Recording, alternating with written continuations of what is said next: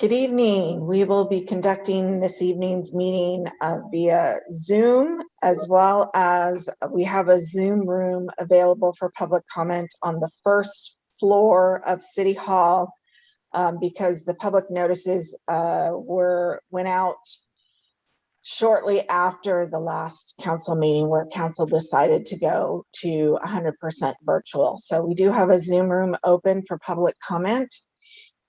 We do have one person in that room right now, and members of the public may also view and listen to the meeting tonight on Wave Channel 18 and online through the city's website as noted on the agenda. If folks want to participate in live public comment, they can do so via the Zoom platform.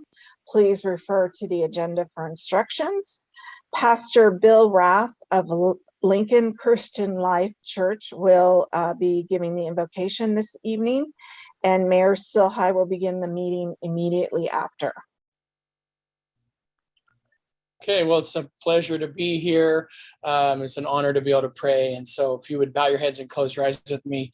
Lord God, we thank you so much for the opportunity that you give us to steward the resources of our city, of our country, of our state.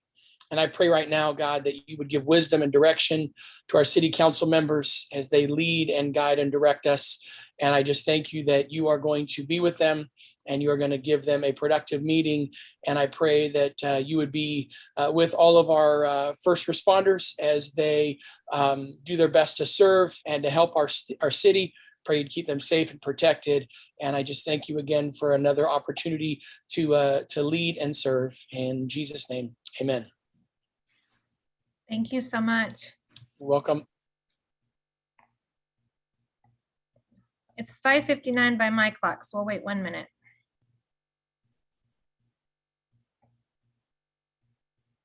Sorry, I prayed too early.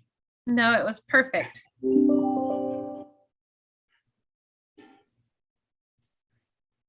All right, I have 6 o'clock, so I'll call this meeting to order. Ms. Scanlon, can I get a roll call? Yes, Mayor. Council Member Andriotta. Here. Council Member Joyner. I believe he had something come up, so he may not be attending this evening. Council Member Carlskin. Present. Council Member Lauritsen. Here. And Mayor Silhai. Here. All right, we'll move on to report from closed session. We did not have a closed session this night, so we'll go on to Pledge of Allegiance, which Councilmember Andriotta has volunteered to do for us. All right. Let's prepare and stand. I pledge allegiance to the flag of the United States of America and to the republic for which it stands, one nation under God, indivisible, with liberty and justice for all. Thank you so much. Hold on, I don't know why this won't let me turn it back on. Hold on, I'm trying. All right, we're back. All right, let's go on to agenda modifications. Do any of my colleagues have any modifications to tonight's agenda? No. No, seeing, hearing none, we'll move along to presentations. Tonight we have a presentation that I'm very much looking forward to. 6A, the 100th anniversary of the Civic Center, and Ms. Scanlon will be giving that for us. Yes, Mayor, thank you. So let me get my PowerPoint up here. And hopefully you can see that. So good evening, Mayor Silhai and council members. In a recent city council meeting, city council requested we recognize the 100th anniversary of the Civic Center. The Lincoln Archive Museum had photos and details about the early days of the building, which were used in this presentation. Note, the presentation is a bit condensed from that is included in the packet. This is, before 1900, 511 Fifth Street was the home of Galusha Gray. Mr. Gray was a Lincoln citizen since 1861, and his home stood there for many years. He was involved in several businesses, and he served Lincoln as a councilman and as a mayor. After 1900, no building occupied the site until 1921. After the town purchased the site from Mr. Gray, it passed a bond issue in 1919 with 153 yes votes and 15 no votes to build a civic auditorium for $22,298. The building was done in Spanish colonial revival style and had a large stage at the south end, a balcony, a production booth, restrooms, and hat check rooms. And this is a photo of the town laying the cornerstone for the building in 1921. And particularly interesting is the model of the cars, and then you can kind of see the framing that's going up, and it looks like the architect has a sign over towards the right. The Civic Center was under construction, and during that time, there was a firehouse next door, as well as City Hall on the other side of the firehouse. Note, there was a well in front of the City Hall and the fire station there. The next slide is the Civic Center nearing completion. You can still see those small buildings to the right. And then in the early 1930s, the Civic Center had many events held in the building because of its great amenities. Several rooms on the north side housed city offices and the city council.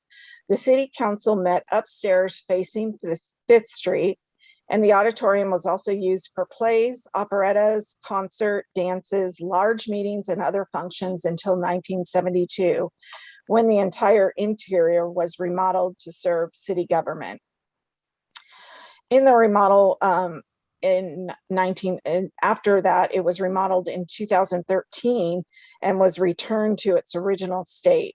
The funds for that 2013 renovation came from an art grant, which was originally written to house Lincoln Archives and the Lincoln Arts Building, which are now in 2 other downtown buildings. This is a photo of 5 men standing in front of the city center. 3 are on donkeys and 2 are standing. Those that are pictured are Sam Goldine, Walter Corey, Ed Wyatt, and Elmer Bierman. Elmer Bierman obviously is associated with the Bierman's Plaza. And I'd like to give a huge shout out to the Lincoln Archives Museum, especially Elizabeth Jensen, Bill Clinton, and Sherry Wygant, who assisted in giving these photos and details for this presentation. And with that, that concludes my presentation. Thank you so much. Do any of my council members have anything they'd like to say or add before we move along? I just want to say thanks, Gwen, for putting that together. I've been looking forward to that also, and that was really awesome, and I really appreciate the history. Thank you so much. You did an amazing job. Thank you. Anyone else? I'll just ditto and echo what Holly just said. I've been looking forward. I think this was the agenda item I was looking forward to most tonight. It's just a very cool history, and so it was fun to see those pictures. So thank you so much.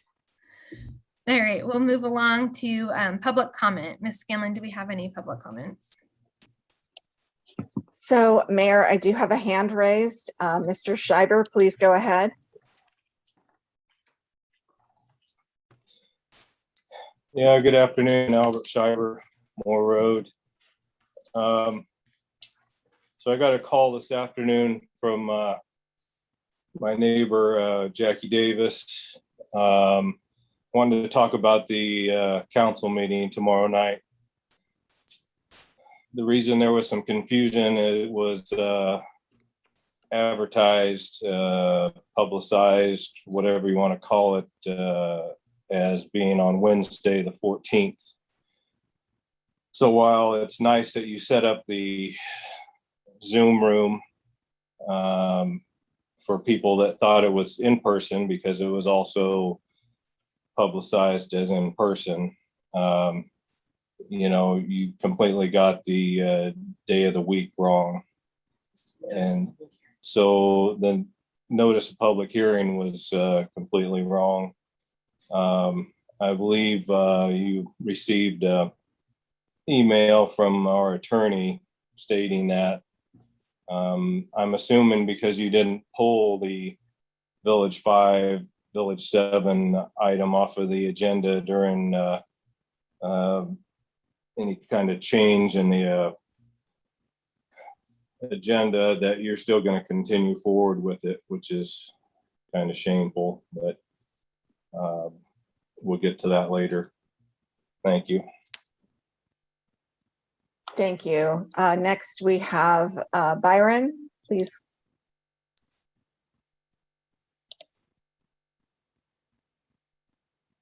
Byron? Looks like he lost his audio. I'll check and see if anybody in the Zoom room would like to make a comment. No comment at this time. Thank you. Mayor, I have no other hands. Okay. Oh, I'm sorry, the hand did just go up. Hold on.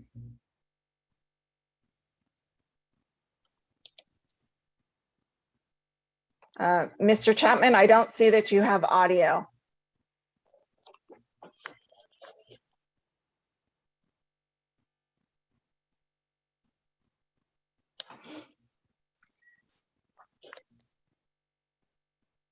I'm sorry, Mayor. He doesn't have any audio to unmute, so I'm unable to mute him. Maybe Or he unmute can him. email in his comments to you later so that we can Yes, have thank them. you. That would be great. All right, we'll bring it back up to the consent agenda. I'll read my normal intro. All matters on the consent agenda are considered routine business and will be enacted by one motion. There will be no separate discussion of these items unless a member of the city council or resident requests a specific item be removed from the consent agenda for separate action. Any items removed will be considered after the remainder of the consent agenda. Do any of my colleagues wish to remove, wish to remove an item?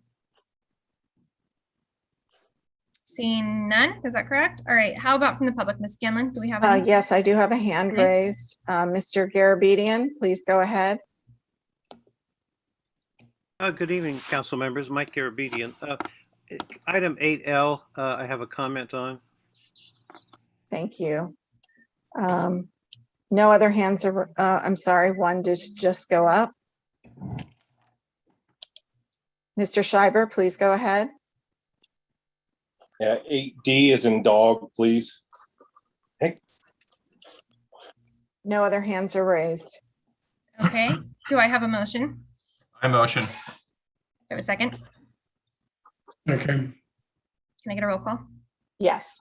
Councilmember Lauritsen, Yes. Councilmember Carlskin, Yes. Councilmember Andriotta, Yes. and Mayor Silhai. Yes, all right, let's go to 8D. Mr. Scott, do you want to, actually, do we want to, Mark, how would you want to handle that? Do you want to find out what his question was first, since that's a report, or would you like to just give a little summary? No, if possible, I'd like to find out the question. It's just the regular Yeah, treasurer's report, so it could be any of a number of Mr. items. Schreiber, do you want to go ahead? Yeah, thank you. My question is on the, oh man, now I lost it. It's in regards to the money coming in. There's like $20 million, like a transfer. I was just wondering where that money came from and where it's going. I can't remember the section it's in, but it's in all the other where money's coming in. Right. Yeah, I'll be happy to answer that. In the report, which is it's the report about the money that the city invests on a regular ongoing basis. We have three primary areas of investment that we use. One is the investments that are handled through a U.S. bank account. And that's more aggressively invested money. Now, we all know cities are not allowed to invest in anything terribly controversial or risky, I should say. But that is the account where we are able to do a little bit more risk in our investments, and as a return, we get a better return. And then we have our LAIF account, which is the state investment pool, which in recent years has returned almost nothing. In fact, at one point it was a 0% return.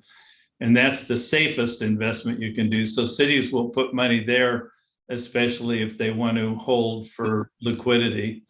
And then the third area is our OPEB trust, which we have also, the city council has placed some extra money in this year. In fact, in this report, you see the $700,000 being put into that investment account from the other holding account that the city has had. So it went from one pocket to another. But the $20 million that Mr. Schreiber is referencing, 10 million of that was simply moved from the US Bank's checking account into the more regular investment account. And that money is a little bit more risky investment. There's several reasons we're able to move that money during a certain time of year. One is that, first of all, July was a good month for investment, so there was extra money earned during the month. Secondly, it's timing. During certain times of year, we have to hold more money in liquid form, and during other times of the year, we don't. So part of this money, 10 million of the money came out of the LAIF account, and 10 million just simply moved from one US bank account into another, for a total of 20 million. And that allows us to make a little bit extra money on our investment of our funds during the next investment period. So pretty safe, normal kinds of activities by the city. Thank you, Mr. Scott. Ms. Scanlon, do we have any further public comment on this item? I do have a hand raised. Okay. Mr. Chapman, please go ahead. Can you hear me, Gwen? Yes. Thank you very much. Byron Chapman. Madam Mayor, council members, and city staff, Byron Chapman, 12 Bridges area. On this particular subject too, I'd like to expand it maybe just a little bit, because it is basically the amount of funds that I'm addressing in this particular move. If the city has funds in which to be in a checking account, and I'm pretty sure it's for to cover any purchases that need to be paid in a specific period of time. So it's money basically like anyone else's checkbook. When you write the check, you go to pay something.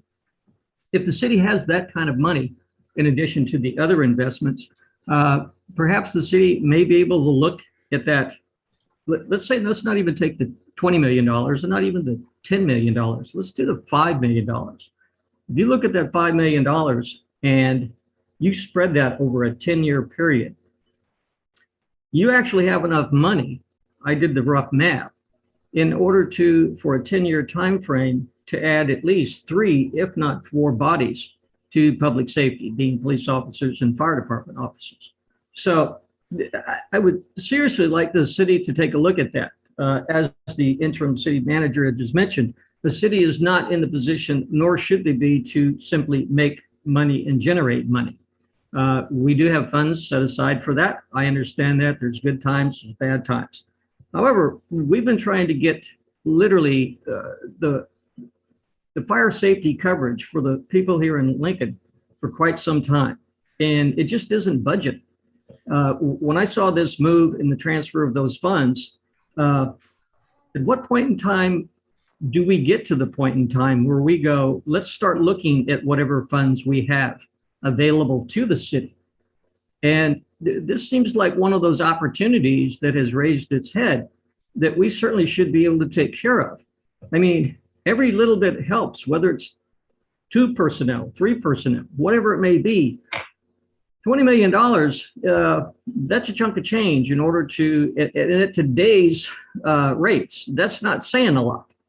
So I would really hope the city takes a look at that. And I would hope that anyone else that's watching and listens and sees this would contact the city and ask them to take a bigger step in action in order to utilize those funds for the betterment of everyone. We're in pretty good shape right now, and I think this is a situation I think we certainly can take advantage of. So with that, thank you very much. Go ahead, Mark. I appreciate that comment. What's difficult to understand about a city budget sometimes for the public is that we have money that is held for all sorts of different reasons. First of all, this is not all general fund money. In fact, it's mostly not general fund money. Some of it is trust money, some of it is enterprise fund money. But the point is, we do once a year go through a very elaborate process to decide what money we have that's available for allocation for all of those purposes. And this last year, the city council did allocate additional money for police positions. That's precisely what did happen. But it's a look at what money is available during the course of the year net. And this money that's in investment on a month-to-month basis is not money that we have that's extra money. It's not like if someone looked in their bank account and they had an extra $5,000, they might decide to go on a vacation. This is the money that the city is going to spend later in the year to pay salaries and to pay for equipment and capital projects, and it's all the utility money. So it's not extra money, it's just the money that hasn't yet been spent. And so we are, in fact, every year in the budget process looking at that analysis that Mr. Garabedian's talking about. Thank you. Ms. Scanlon, were there any other public comment before we bring No it back? other hands, right? All right, we'll bring it back up. Do any of my council members have any questions? Or and if not, can I get a motion? I'll motion. Do you have a second? Second. Roll call? Yes, thank you, Mayor. Councilmember Lauritsen, Yes. Councilmember Carlskin, Yes. Councilmember Andriotta, Yes. and Mayor Silhai. Yes. All right, we'll move on to 8L, I believe is next. Getting there, 1 second. Okay, this is a resolution authorizing the city manager to execute a contract for construction with Sierra National Construction. And is Araceli available? Yes, good evening. You want to just give a real brief, maybe what it is, and we'll see what the question is. Yes, Thank so you. this is, good evening, Mayor and council members, Araceli Casares. And this is a project that's been in the works for several years and has a component of CMAQ, Congestion Mitigation and Air Quality Funds, which are federal funds administered through Caltrans. And we also have local funds from streets, water, and wastewater. The project overall has all those components: streets, water, and wastewater. The majority of the project is to repair the at-grade crossings at 1st and 5th Street at the railroad tracks to make them more pedestrian and bicycle friendly for all of our residents that use those crossings on a daily basis. So that's the bulk of the project. Included in there is rehabbing the water line that crosses 1st Street. Since we will be in the vicinity of and constructing at 1st Street, we will be rehabbing that water line crossing there in the railroad tracks, and also parallel rehabbing some of the sewer pipe, not all of it, but about 600 linear feet of sewer will be rehabbed that parallels and crosses at 6th Street for that project as well. So this project went out to bid in July. We opened up bids. We had 4 interested bidders. The low bidder came in, Sierra National Construction, who is the contractor we are recommending for award of contract. We've gone back and forth with Caltrans, received their approval. So this is hopefully our next stop so we can get the notice to proceed out and get this project going. Thank you. Ms. Scanlon, should we go to Mr. Garabedian to see what his Yes, question is? Mr. Garabedian, please go ahead. Thank you. Now, I support this project. The reason I'm commenting is as I read through the report, I had a heck of a time figuring out what the project was about. And the explanation we just had was really good because it's multifaceted. And in the staff report, I really couldn't figure out very much from that at all. But then going through the materials, 174 pages of it, I began to figure it out. So I just think it would be good to have a shorthand description up front. Would have been for this kind of project. So it's really just a comment on the process for what's obviously a needed project. And there are other even longer, so many pages, 800 page and a couple hundred. You have all these things for the public to read. It would be good to make it as easy as possible to get into it and understand. So thanks for being able to speak about this. Yeah, and I apologize for that. We do include the full project description when we come to council for PS&E approval. So that's something we'll take forward and have abbreviated project description for these awards of contract if that is what council desires as well. Thank you. Do we have any other public comment, Ms. Scanlon? No other hands are raised, Mayor. Oh, I'm sorry. Mr. Chapman, please go ahead. I think he lost his audio again. I'm sorry, Mr. Chapman, you seem to be having audio issues. Maybe call in, but you can certainly email me any comments that you have and I'll get those to City Council. Thank you. Any other? Sorry, no other hands are raised, Mayor. We'll bring it back to council. Do any of my colleagues have any questions on this? And if not, it doesn't look like it. Can I get a motion? I move Motion. adoption. Which one of you wants to be a second? I'll second. Okay. Thank you. Councilmember Lauritsen, Yes. Councilmember Andriotta, Yes. Councilmember Carlskent, yes, and Mayor Silhai. Yes. All right, that concludes the consent agenda, right? I'm not missing anything? No. All right, we'll move along to public hearings with 9A, conduct a public hearing and waive full reading and introduce by title only ordinance 1039B, amending Lincoln Municipal Code 18.69.000 and 18.69.030 to allow the city to participate in oak tree preservation on a more regional basis via Placer County Conservation Program, and finding the ordinance exempt from environmental review under CEQA. And our city attorney, Ms. Mollenkopf, will be giving a staff report.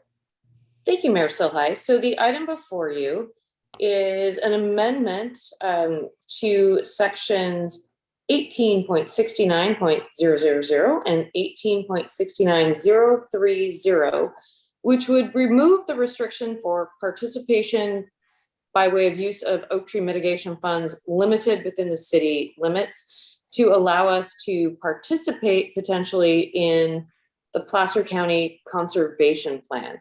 Now, this item was brought to me shortly after I started my tenure here in the city of Lincoln, when the PCCP adoption process was still underway and had been so for, I guess, about 20 years or so. And it was expressed to me that the original, or that at least there was an intent from City Council at that point to be able to participate in the PCCP to allow for more regional participation in the preservation of oak trees that would not necessarily be, we would able to be leveraged within the city limits just due to size restrictions and availability of property and that type of thing. And so since we have now had the PCCP adopted and the city is now a participating partner in that project, I moved forward at the request of a city council person to advance this item to you. So it is a relatively minor amendment to our oak tree ordinance. Section 18.69.000 basically is amended to say that instead of the city council finds and determines that the oak trees within the city are beneficial to the health, it will just basically state that oak trees are beneficial to the health of our community. And then with respect to section 1869.030, subparagraph 2, talking about the fees that are deposited with the city and the authorization for their use, it will state that instead of such fees shall be deposited in a separate fund and used to plant new trees in the city, to maintain existing trees owned by the city, and to maintain trees within the city's right of way. It would be amended to say Such fees shall be deposited in a separate fund and used to plant new trees, to secure oak tree habitat, to maintain existing trees owned by the city, and to maintain trees within the city's right of way. And so I want to make very clear, because I understand that there has been litigation filed against the city regarding potential refunds, regarding oak tree mitigation, reporting, that type of thing, that this is not fiscal impact. This is not authorizing distribution of funds in any way.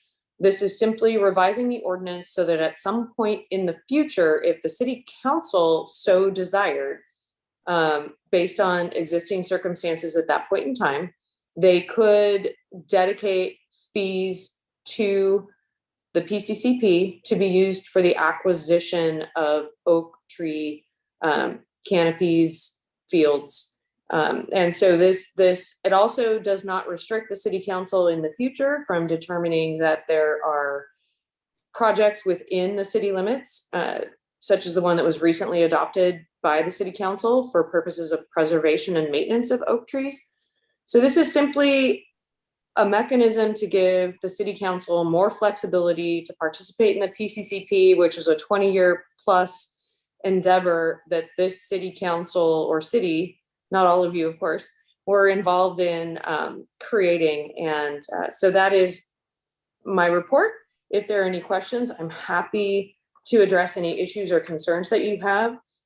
In my view, this is a relatively minor change to our oak tree mitigation ordinance, does not result in a transfer of funds, does not result in our ability as a city to look forward to results of litigation or participation in the PCCP or maintenance of our local city trees.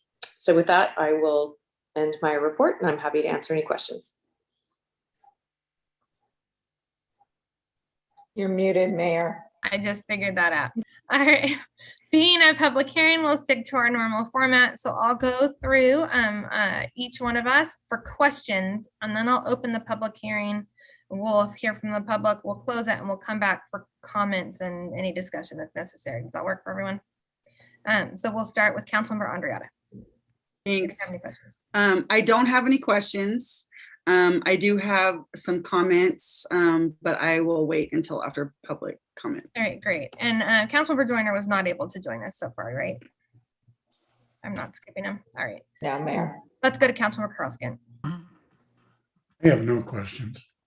But I'll have, Councilmember Lauritsen. I have no questions either.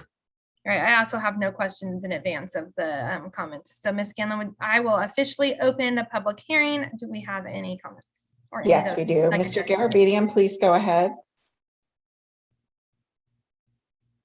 Hi, Mike Garabedian for Placer County Tomorrow and Heal Lincoln.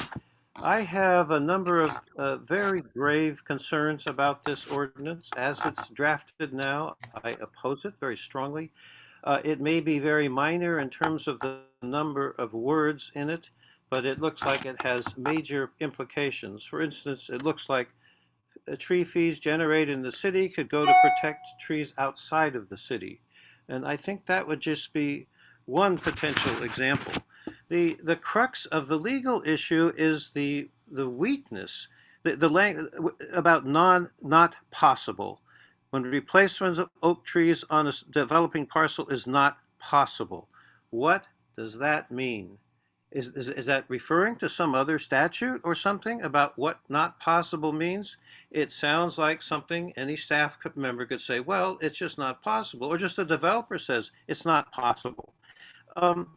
So the question of tying this to the Placer County Conservation Program raises a question. Is the PCCP going to turn into, if it isn't already, a license to destroy natural resources, or in this case, trees? So this really needs to be better thought out and discussed in terms of when it might be used and how it might be used. The city has a horrible record taking care of trees. The drainage areas along the east side of Joyner Park and the south side, cutting 20 trees, destroying these grand old cottonwood trees and a nice stream through them, and it's turned it. The trees are all sprouting like crazy. It's turned into a jungle blocked up with all kinds of vegetation. It was a serious problem taking out those trees. I'm trained in forestry, so I'm not opposed to cutting trees. But for instance, it took out, as I've mentioned before, the shade of the South Baby playground during a good part of the day.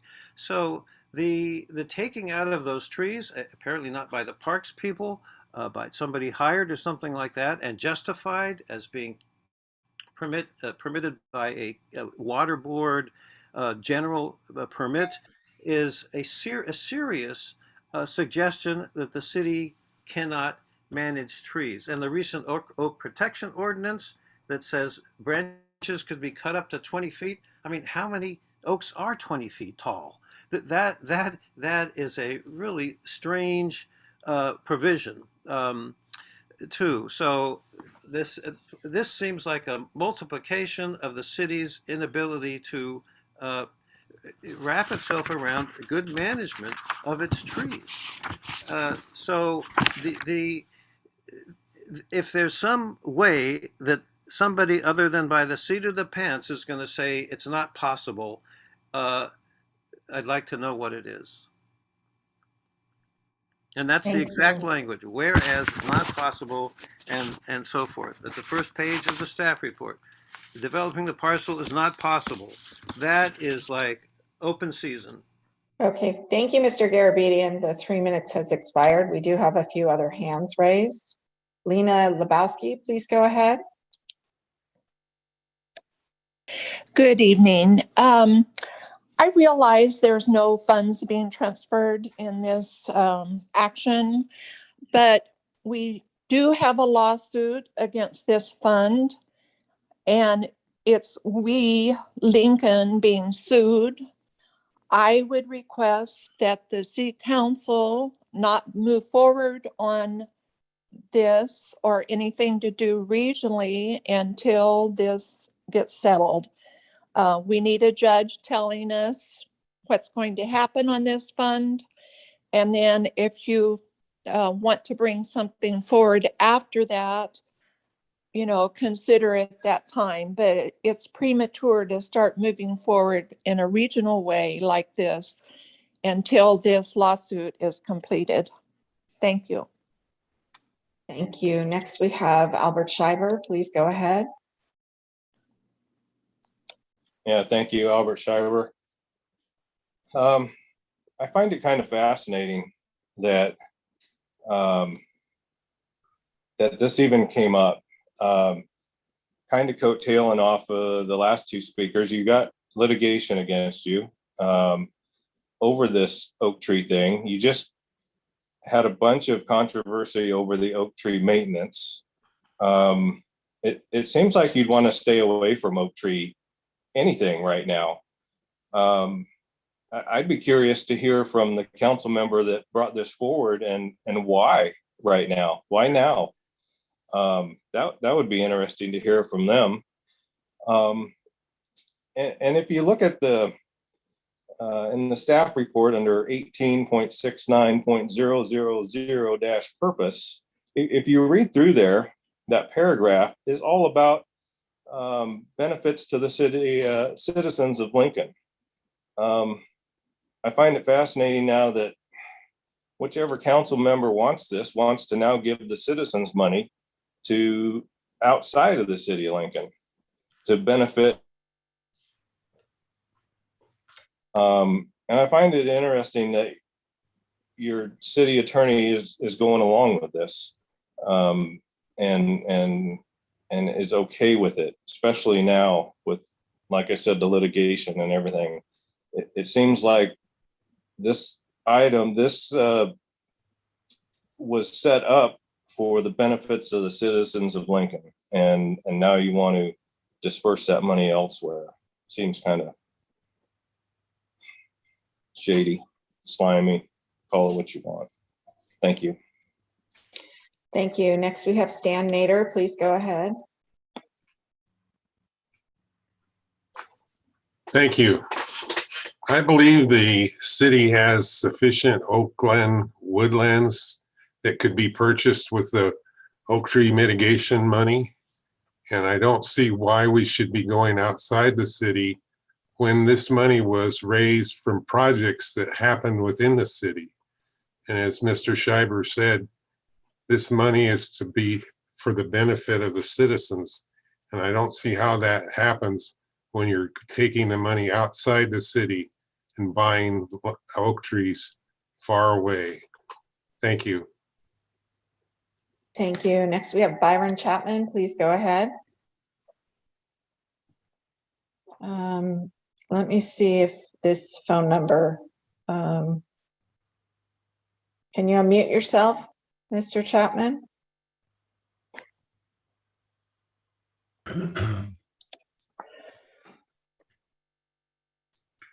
I don't see that the phone can unmute themselves, so we're still having audio issues, Mr. Chapman. Mayor, there are no other hands raised. Okay, I will close the public hearing and bring it back to my colleagues, and we'll go through. It sounded like people had some comments, so we'll go through the same order and then we can have discussion after everyone has a chance to speak. So starting with Councilmember Andreotta. Great, thanks. Yeah, so you know, I appreciate the sentiment behind this and the thought about it and partnering with the PCCP. I appreciate that, I really do. But you know, maybe down the line, you know, making some contributions to that program for oak trees, not opposed to that some other time maybe. But right now, I mean, I actually was very surprised that this was on the agenda, to be quite honest with you. First of all, I do not think that we should be doing anything with this until this litigation is over. I appreciate Ms. Mollenkoff's comments about not transferring funds, and I believe that to be sincere, but I still think that it would be in our best interest not to do anything with this until that's over. I mean, I agree to the oak tree plan that we passed after, you know, we brought it back several times because I felt it was necessary and we got that right. And so I agreed to that reluctantly through this litigation, but I think this is just too much. So, and honestly, I'm not really comfortable with changing the ordinance just to be open-ended like that. So I'm not really in favor of this at this time, but I do appreciate the thought behind it and the sentiment. But I'm going to vote no on this. All right, Councilmember Carlskin. I'm the one that brought this up 3 years ago. Somebody asked why now. Well, PCCP just came into existence finally. And that, if you will, was a catalyst. I would have liked to have seen this changed prior to that. The fact that it is the city council that will authorize any transfer or use of funds is giving the council the flexibility to do that inside or outside in a regional context. Somebody said that, that why are we going to buy trees far away?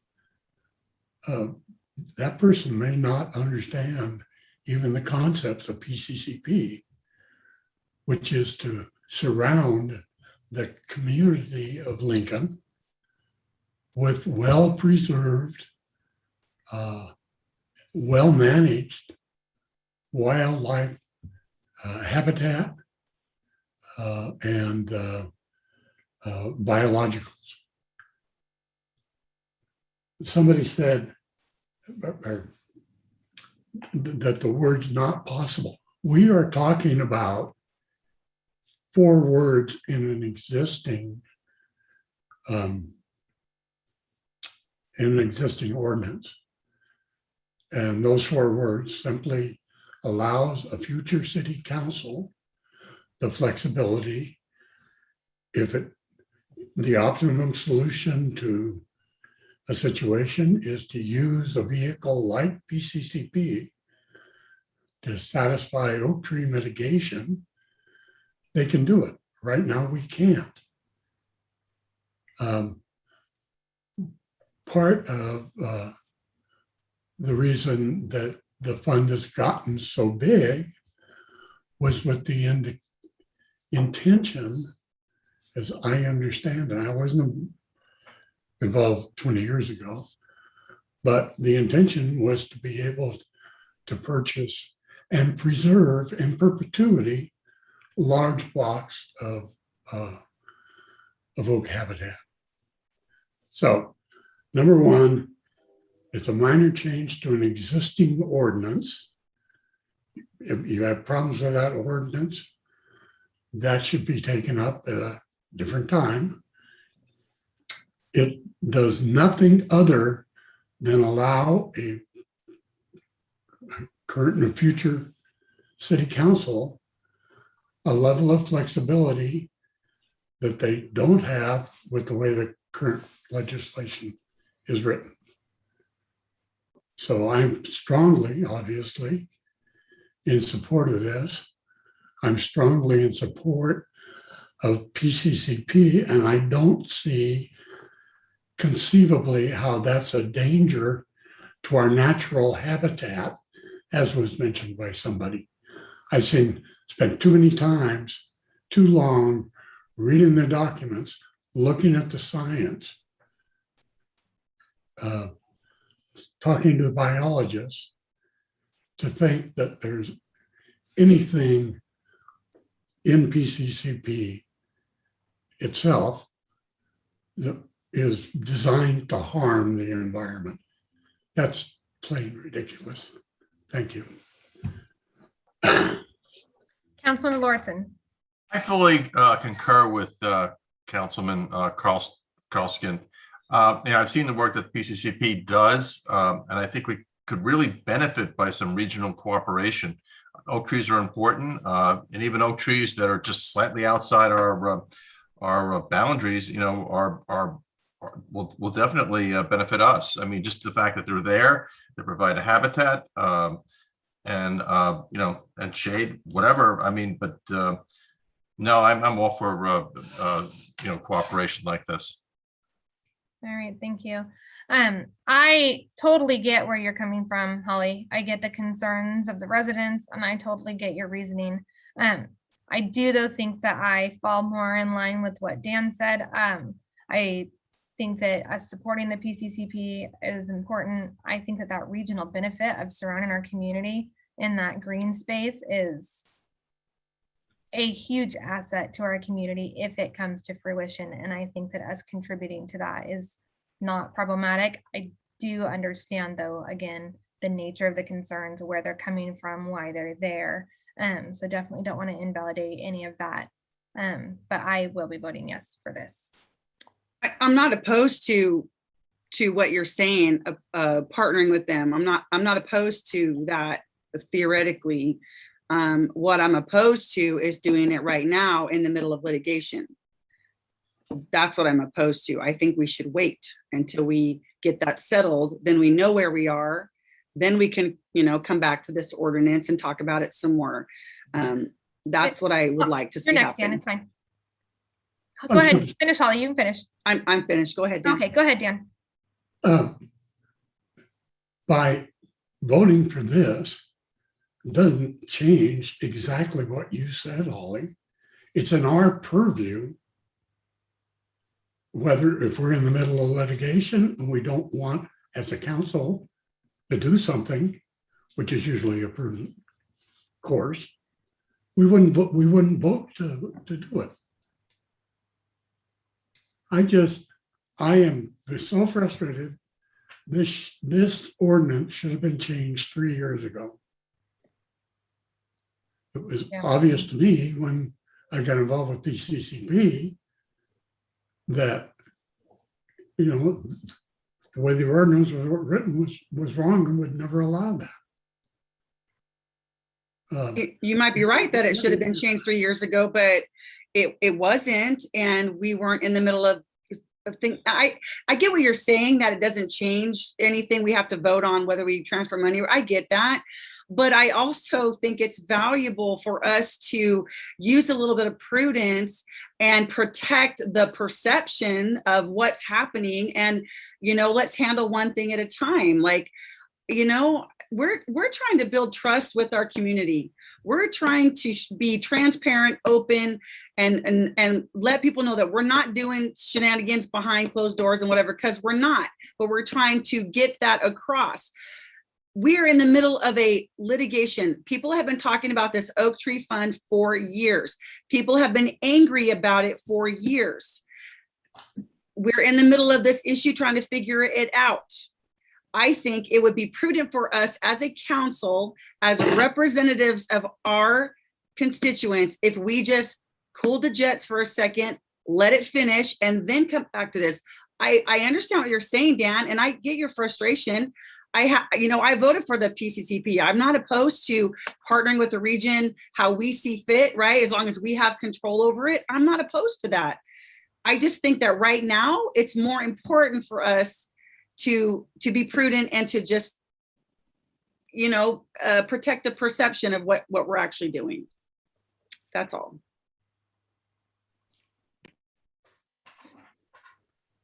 I think we can. I was gonna say, I think that it, yeah. Are we ready for a motion on it?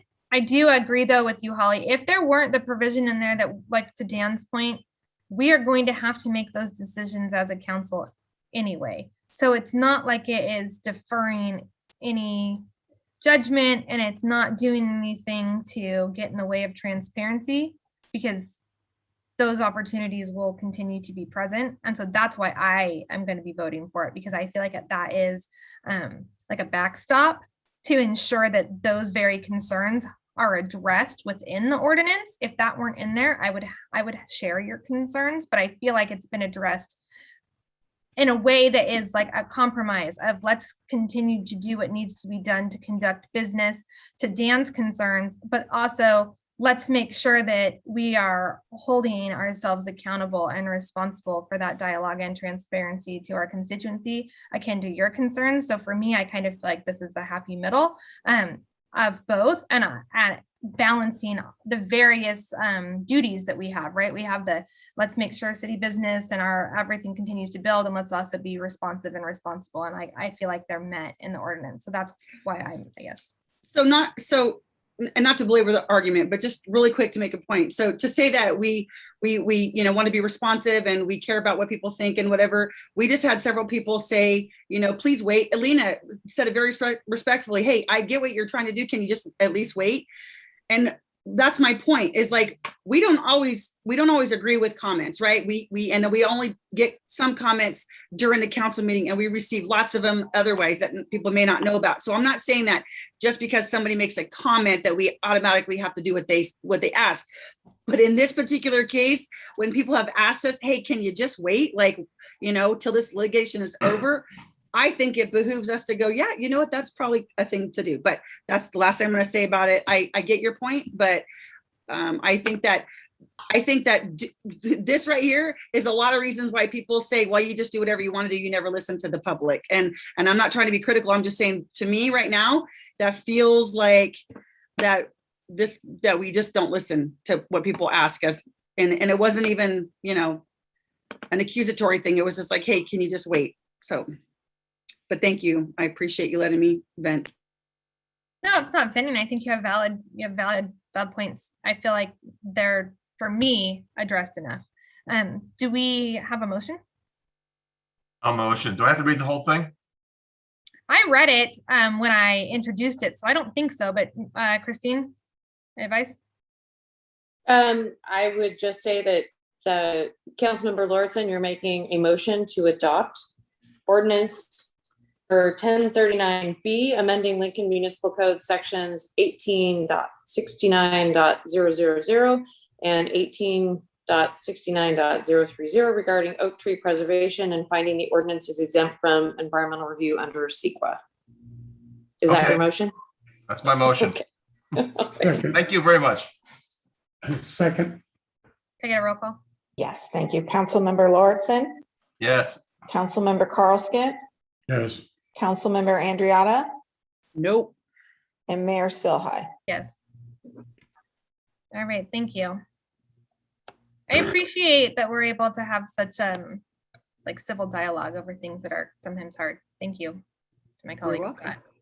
All right, item 9B, conduct a public hearing regarding Village 5 and Village 7 environmental pre-zone general development plan amendment and annexation authorization. And I don't need to, I'll save the reading of all the rest of them for the actual motion.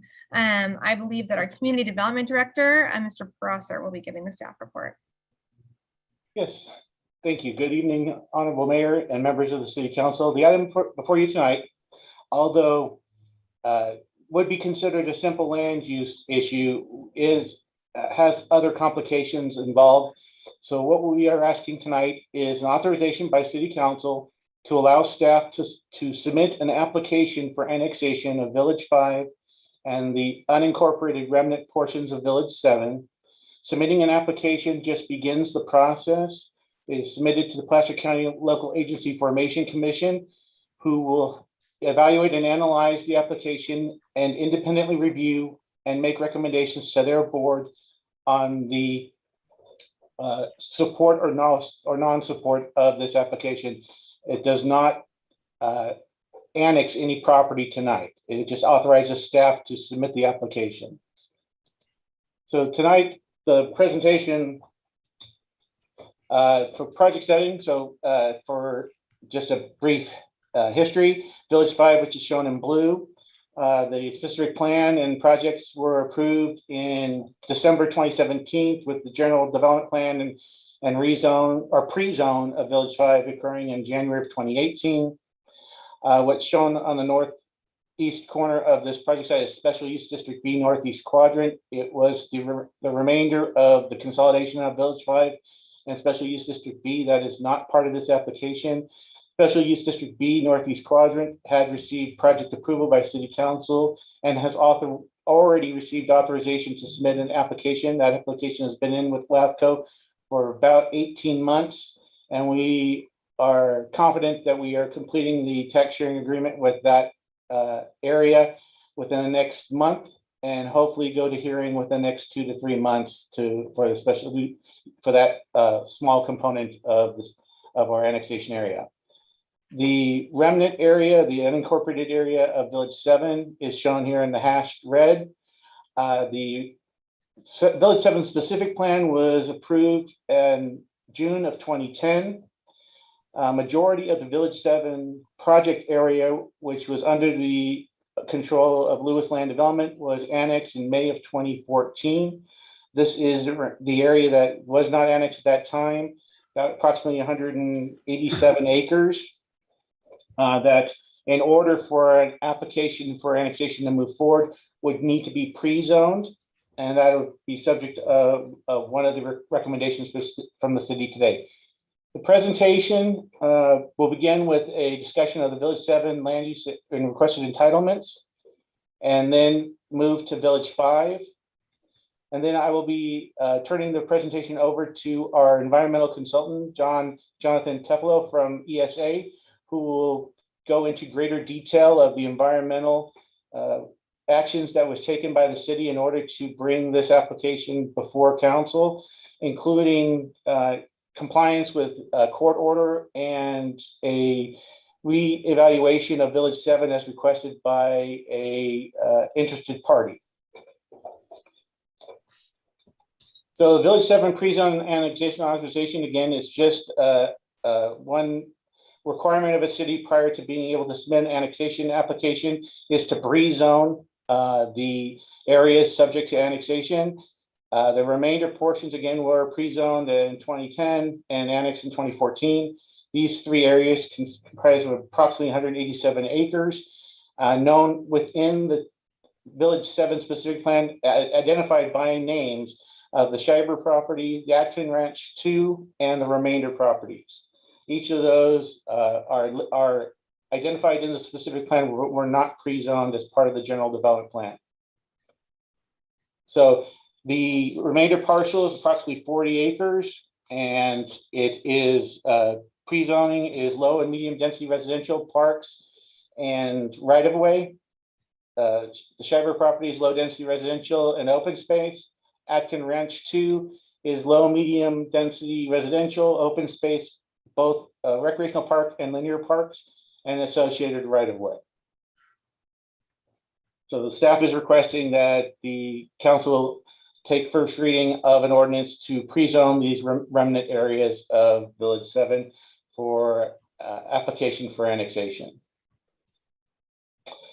In addition to a request from an interested party on evaluating the environmental impact report that was certified for Village 7 and its age being approximately 11 years old as of today, we had significant conversations with interested parties in that area about concerns regarding regarding annexation and their ability to continue agricultural uses.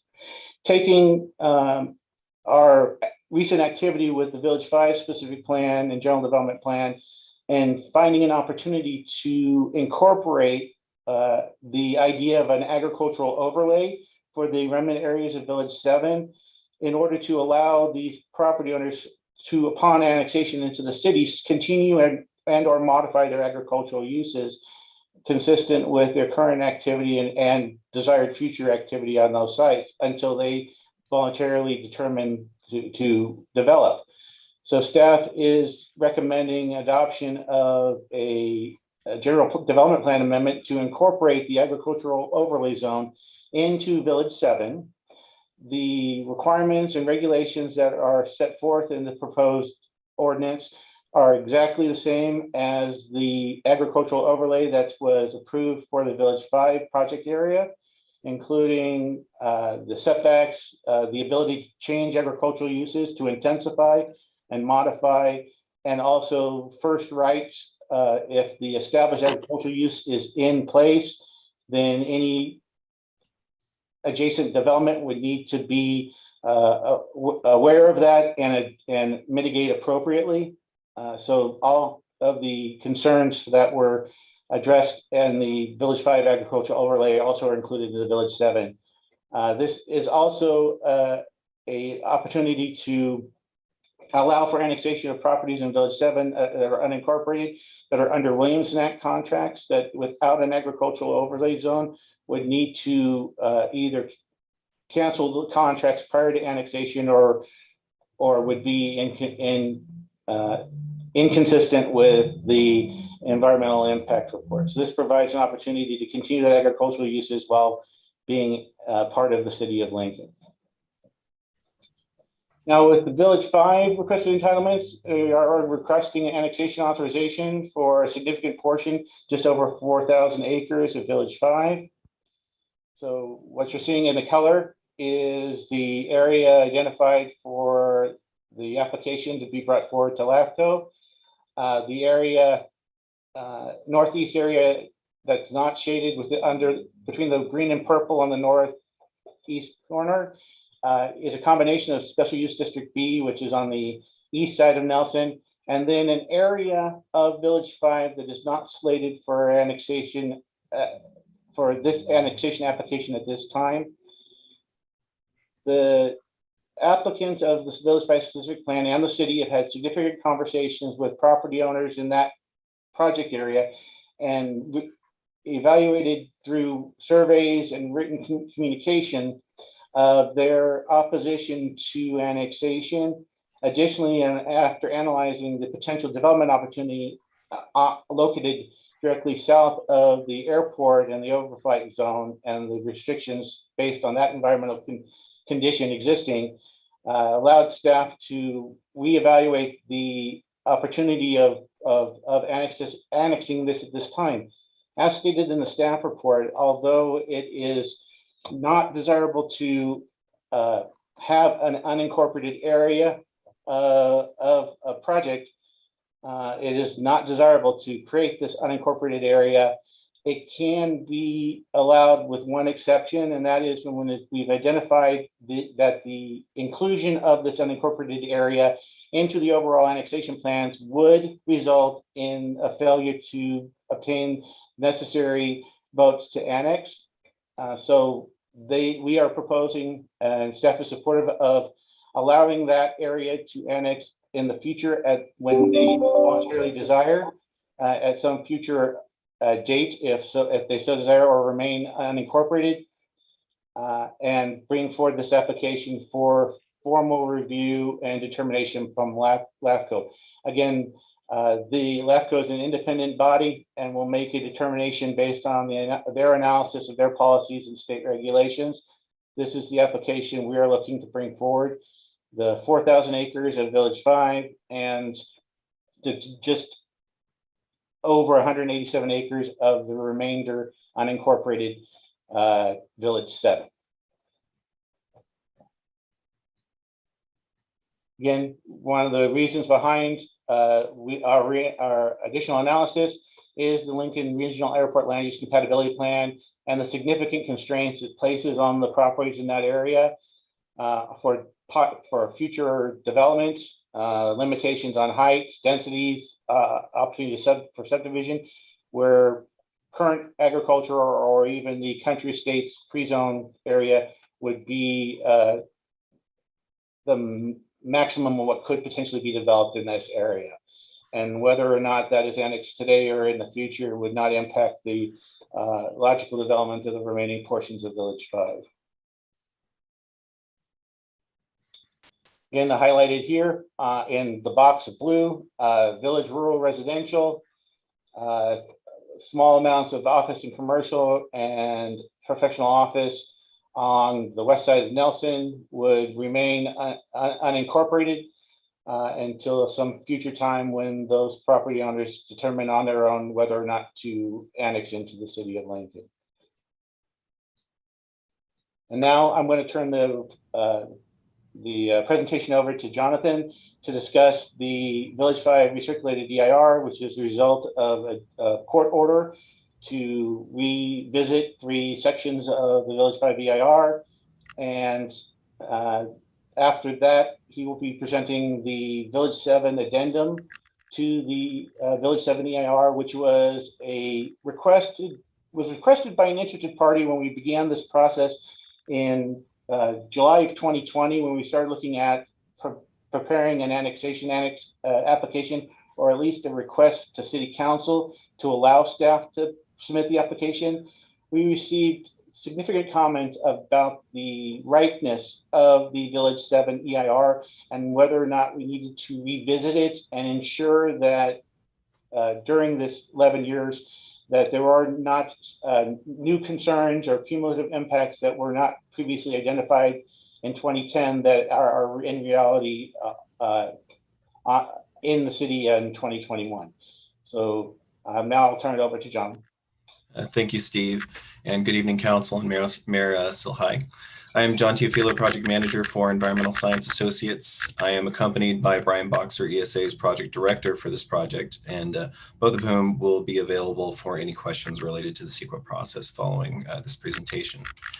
My portion of the presentation covers project background, the draft partially recirculated EIR, comments on the draft partially recirculated EIR, the final partially recirculated EIR, and the remaining CEQA process. I will also discuss the CEQA process conducted for the Village 7 specific plan. The city released the notice of preparation for the Village 5 specific plan EIR on May 22nd of 2014. The city received 29 NOP comment letters regarding the scope of the environmental analysis for the EIR. The draft EIR was then circulated for public review and comment for a period of 45 days that ended on October 11th of 2016. The City of Lincoln received 25 comment letters during the comment period on the draft EIR for the proposed project. The City of Lincoln certified the final EIR for the Village 5 specific plan and approved the Village 5 specific plan on December 5th of 2017.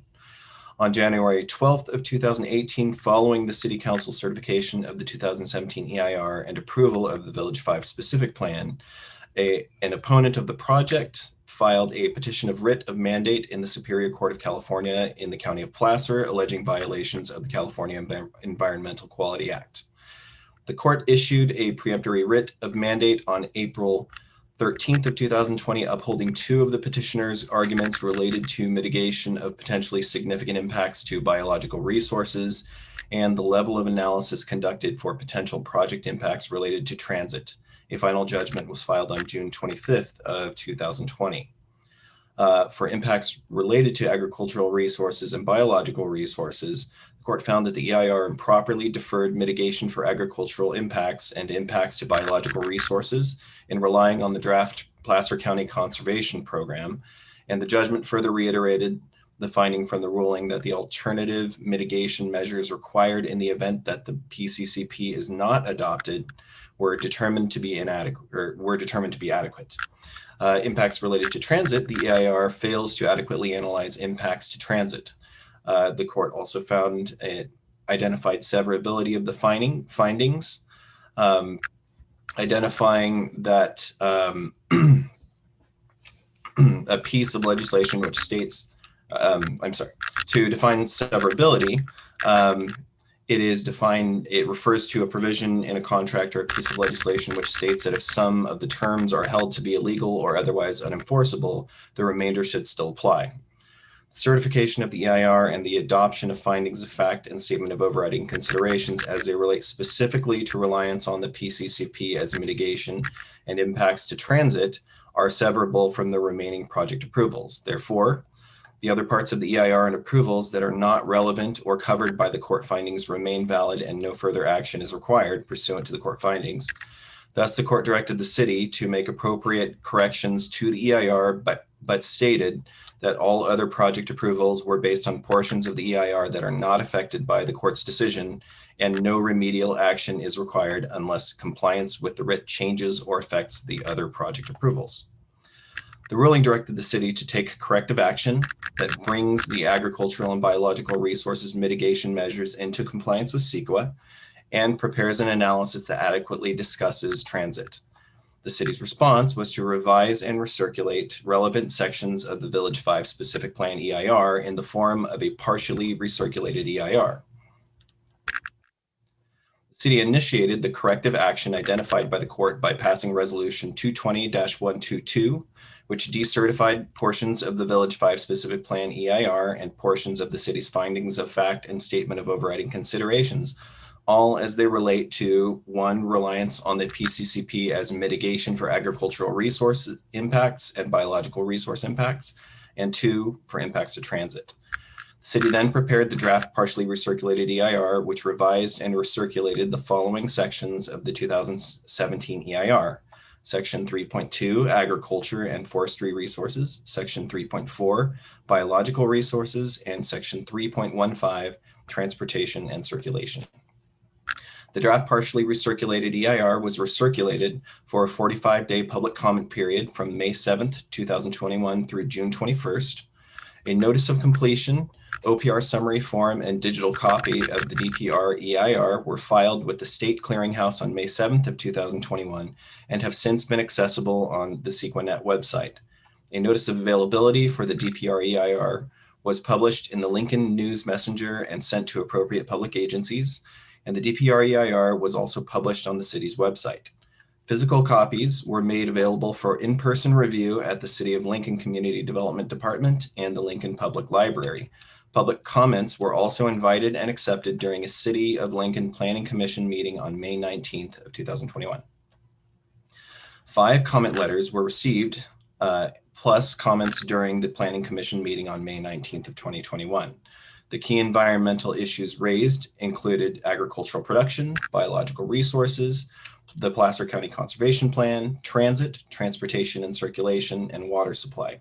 However, no new significant impacts or substantial increases in the severity of impacts were identified. The city has prepared a final partially recirculated EIR, which responds to comments received on the draft partially recirculated EIR. The final partially recirculated EIR includes the following components. Chapter 1, introduction to the final partially recirculated EIR. Chapter 2, revisions to the draft partially recirculated EIR made in response to public comments. Chapter 3, responses to all comments received in the draft partially recirculated EIR. And Chapter 4, the updated mitigation monitoring plan for the Village 5 project. Chapter 2 of the FPR EIR includes minor revisions to the draft partially recirculated EIR in the following sections. Section 3.2, agricultural and forestry resources, revisions were made to clarify the relevance of the PCCP as partial mitigation for impacts to important farmland and agricultural operations. And Section 3.4, biological resources, revisions were made to impact avoidance and minimization mitigation language to provide specific mitigation for American badger and bird species that are not covered under the PCCP. Chapter 3, comments and responses, provides responses to each of the comments received in the draft partially recirculated EIR. Responses to comments relevant to the draft partially recirculated EIR included written responses to the comments and revisions to the DPR EIR as identified in Chapter 2 of the final. Draft partially recirculated EIR comments that were not specifically relevant to the draft were also responded to with clarifying information where necessary. Comments on the draft partially recirculated EIR did not identify a new significant impact, substantial increase in the severity of impacts, considerably different feasible alternative, or inadequacy of the draft partially recirculated EIR that would require recirculation of the draft pursuant to sections 150.885.5 of the CEQA guidelines. Chapter 4 of the final partially recirculated EIR includes an updated mitigation monitoring plan, which incorporates changes to the mitigation measures from the draft partially recirculated EIR and final partially recirculated EIR into the mitigation and monitoring plan for the Village 5 and Special District B specific plan EIR from 2017. Primary updates to the MMP are related to implementation of the adopted PCCP. To conclude, no new significant impacts or substantially more significant impacts were identified following circulation of the draft partially recirculated EIR, and in the process of preparation of the final partially recirculated EIR that would require recirculation of the draft partially recirculated EIR. Having completed all prior required steps pursuant to CEQA and in compliance with the court's direction, the draft partially recirculated EIR and final partially recirculated EIR are presented to this council for certification. I will now transition to discussion of Village 7 specific plan EIR. The city intends to facilitate the annexation of remaining unincorporated parcels in the Village 7 specific plan area through the following actions. Amendment to the general development plan to apply an agricultural overlay zoning district to Village 7 specific plan pre-zoning, request to LAFCO for annexation of the remaining Village 7 specific plan area, and approval of an addendum to the Village 7 specific plan EIR to enable LAFCO approval of the request for annexation. To provide the project context as it relates to LAFCO, Placer County LAFCO needs to consider the adequacy of the Village 7 specific plan EIR in its decision. Major development projects in the region have advanced since completion of the EIR. LAFCO must consider approval of the city's annexation request with consideration of cumulative development. Thus, the city has prepared an addendum to the Village 7 specific plan EIR, which considers current and anticipated future cumulative development in combination with the Village 7 specific plan.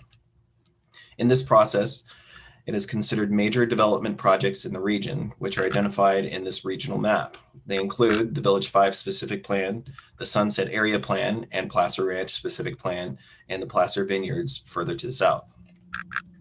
Following CEQA guidelines were key considerations in preparation of the addendum. Section 15164 requires the preparation of supplemental or supplemental EIR if there are changes to the project, substantial changes in circumstances, or new information of substantial importance subsequent to the approval of the Village 7 specific plan EIR. Section 15168 requires that later activities in a program must be examined in light of the program EIR to determine whether an additional environmental document must be prepared. And Section 15182 identifies that certain residential, commercial, and mixed use projects that are consistent with a specific plan adopted pursuant to Title VII, Division 1, Chapter 3, Article 8 of the Government Code are exempt from CEQA. The overall conclusions of the addendum are as follows. As it relates to Section 15162A1, there are no changes proposed in the Village 7 specific plan. Therefore, no major revisions to the Village 7 specific plan EIR are required as a result of the involvement of new significant environmental effects or substantial increase in the severity of previously identified significant effects. As it relates to Section 15162A2, no substantial changes have occurred with respect to the circumstances under which the Village 7 specific plan would be undertaken, which will require major revisions to the Village 7 specific plan, EIR due to the involvement of new significant environmental effects or substantial increase in the severity of previously identified significant effects. And Section 15162A3, there is no new information of substantial importance showing that mitigation measures or alternatives previously found not to be feasible would in fact be feasible, or that any new feasible mitigation measures or alternatives exist and would substantially reduce one or more significant effects of the project. The key issues in the addendum related to agricultural resources and land use mitigation include the following.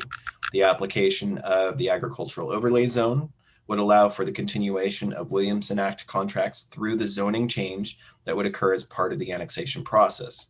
Therefore, mitigation measure 4.1-6B, which prevents the rezoning of land under Williamson Act contract, is no longer required and has been removed. Participation in the PCCP would provide additional mitigation for impacts to important farmland and agricultural operations that was not available when the EIR was completed. There are key issues related to biological resources mitigation, for which the in-kind conservation or compensation for impacts to habitat required in existing biological resources mitigation measures 4.8-10 of the Village 7 specific plan EIR would be satisfied through project participation in the PCCP and compliance with the requirements of the program as implemented in mitigation measure biological resources 1 presented in the addendum. This does not affect existing and ongoing processes for implementing compensatory mitigation that are currently underway for the Lewis property. Based on the analysis in the Village 7 specific plan EIR addendum, the following determinations can be made. The Village 7 specific plan EIR remains relevant and valid. There is no evidence in the record that there would be new or substantially more severe impacts than were disclosed in the EIR. A subsequent or supplemental EIR is not required, and the Village 7 project would implement all required mitigation measures. This concludes my portion of the presentation. I will now pass this presentation back to Mr. Prosser, who will provide concluding remarks.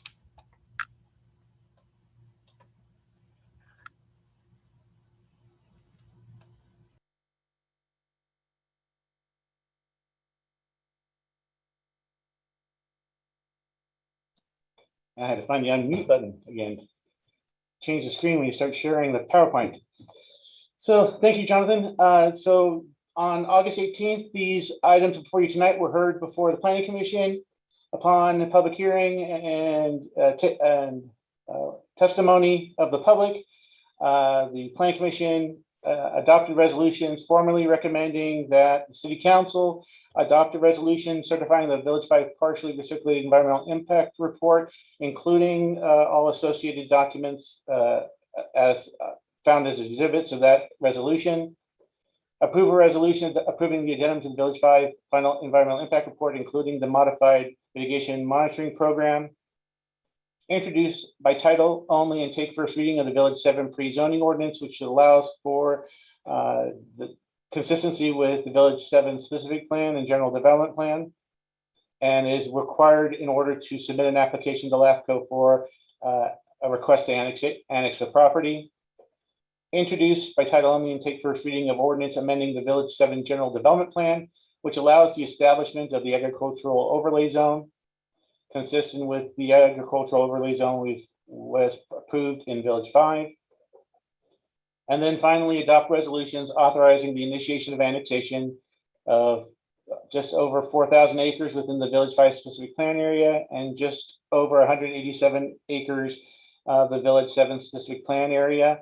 As previously discussed, these projects, Village 7 and Village 5, were previously approved by the City Council. Those approvals are in full force and effect, and the action but tonight is just the consideration of the annexation applications and the associated environmental documents. The Village 5 project applicants representatives are available and have requested some time to present to council, and this concludes staff's presentation. Thank you. Thank you so much to all of you. All right, a reminder, since it's a public hearing, we'll do the same format. I'll go through each of our, the council members will ask questions, and then we'll open up the public hearing. I'll close the public hearing and we'll come back for comments. Does that work? Councilmember Andreatta. Thanks, Mayor. I don't have any questions, and just like before, I will save my comments for later. Thanks. Thank you. Councilmember Croskin. I have no questions. All right, Councilman Lauritsen.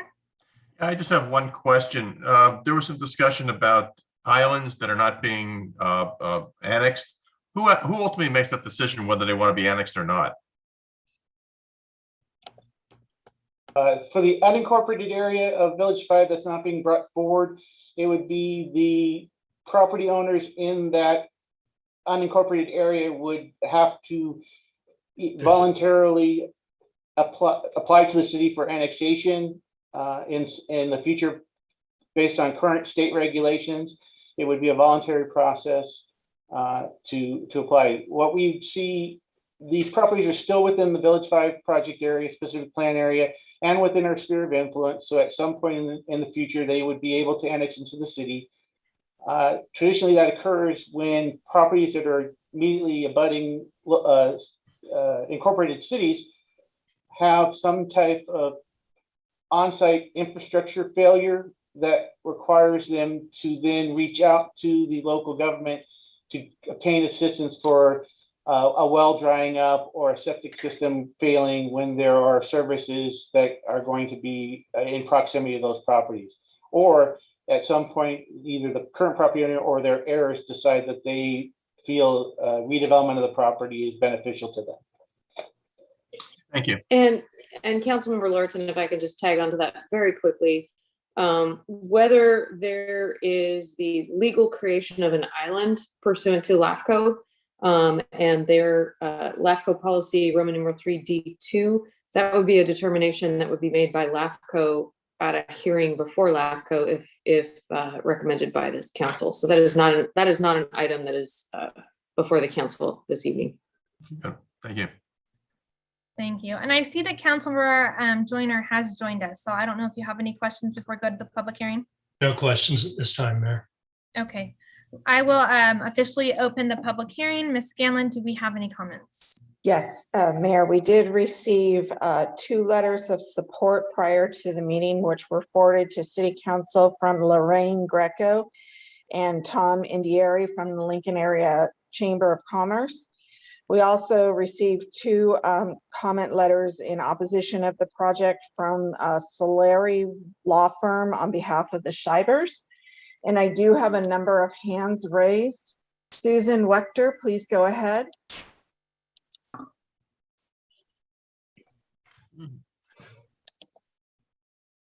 Susan, please, there you go. I think sorry, first time. Okay, you guys can hear me.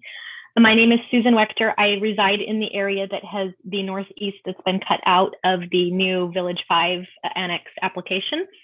My concern or question would be that it seems to me that the entire reason that we've been cut out, although it might feel like a momentary victory for us out here, was simply because it was known that we may have enough votes to protest it if LAFCO were to approve the annexation after the application was processed.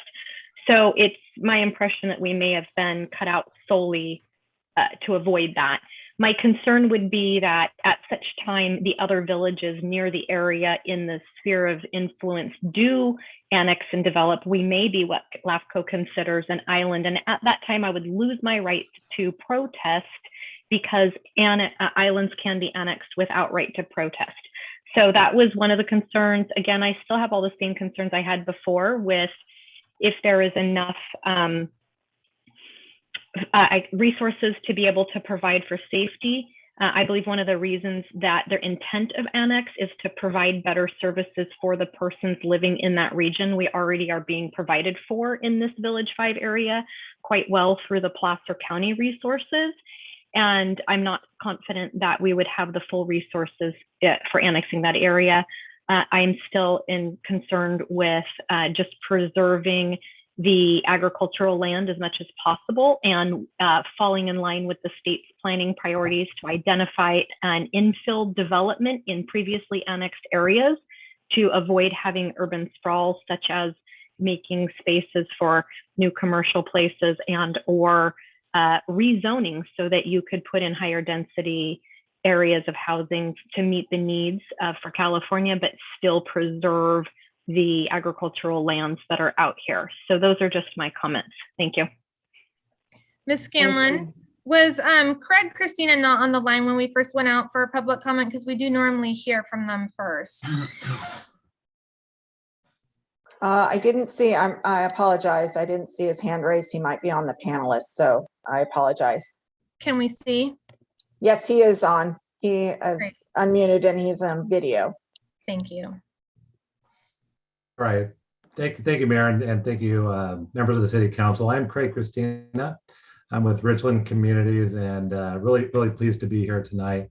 Thanks for allowing me a few minutes here just to chat about the project and kind of what we're here for tonight. I think Steve did a great job in explaining what's in front of you, an ESA on the applications, or I should say the environmental review that was done on the project. But as we've heard, throughout the public process, which is something that we actually do enjoy about development here in California, is being able to have the public process and get comments. So things aren't done in a vacuum, and we got to hear from all sides to make a decision. And so with that, we did have a planning commission hearing last month on the project, and a number of issues were raised or questions. And so I did want to just take a few minutes just to address some of those. So the council and members of the public can hear kind of the issues that were raised and kind of what's going on. What has happened since 2018?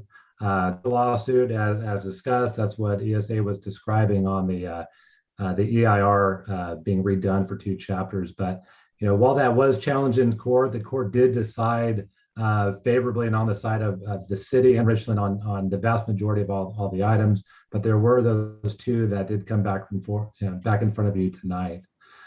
We think that's important for everyone to note too. There was a lot of things discussed about the project in Village 5 and the annexation and different issues, which luckily the court did decide favorably with the city on. But we do have those 2 chapters in the EIR to recertify. And they also did upheld all the other approvals that were made from the zoning and the ag overlay, the general development plan, and saying those were all severable and are not at stake and we're done legitimately. There's another item that keeps coming up, and it's no surprise, and that was on the ag overlay. And so the ag overlay, it's just like any other ordinance in the city. But a question was, or a position that was raised at Planning Commission and in other public comments were that the ag overlay, we shouldn't be doing this because it could just be overturned by a future city council. And really that's true about any ordinance that the city approves or any code.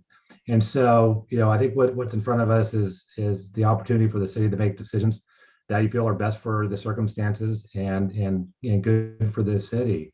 And now while codes can change, it does require the same process to remove it as it would if it was approved. And so that would be same public process with hearings and notifications, and also abide by the California Environmental Quality Act.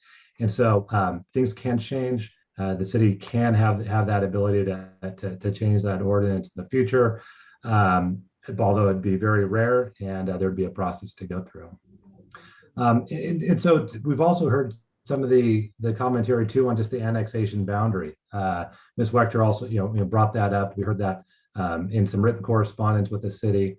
But the boundary does specifically react to the input that was received during public comment in 2017 and 18, and also in the subsequent mailed out surveys to all the registered voters within the Village 5 boundary. And so we would take the contrary approach and say this is not something that is being done to exclude somebody to game a system. This was truly, in fact, to react to the comments and the desires of property owners around the Rockwell Lane and Neighbor Lane area that had a desire to not be annexed.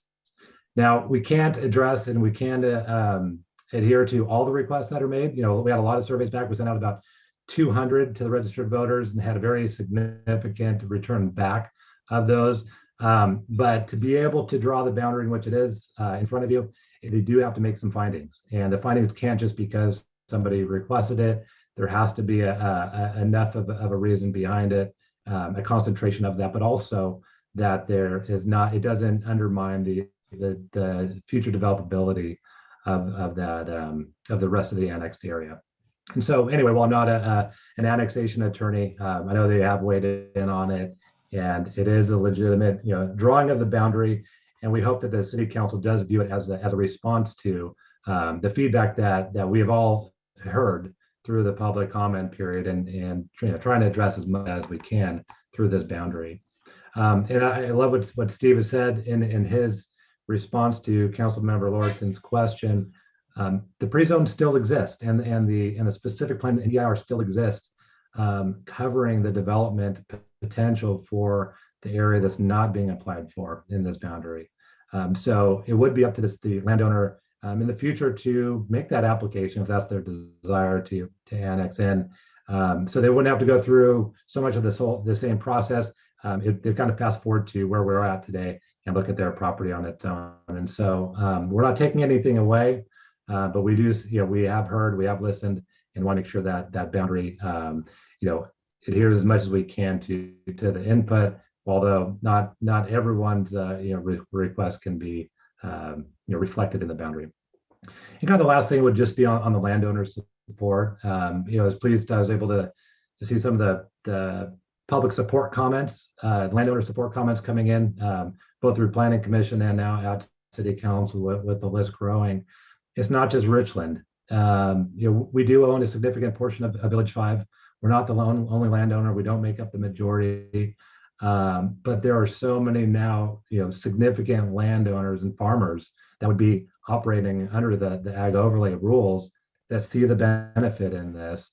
And we definitely need to, consider that too in your decision making, because it's so normal for everyone to hear the opposition, which is usually the only or the loudest voice in these type of matters. But very happy to see that some very significant landowners and residents in Village 5 are stepping forward to support the project. And so again, thank you for your consideration tonight. And I'm here in case you have any questions you want to send over to me or respond to any issues that are brought up in the future during this hearing. So thank you. Thank you. Sorry about not seeing you first. Ms. Scanlon, are there others? No problem. Yes, we do have a phone number ending in 0115. Please go ahead. You'll need to unmute yourself, please. Yes. Thank you. I've got two devices going here. I'm sorry, you're going to need to turn your devices down. You're getting a feedback issue.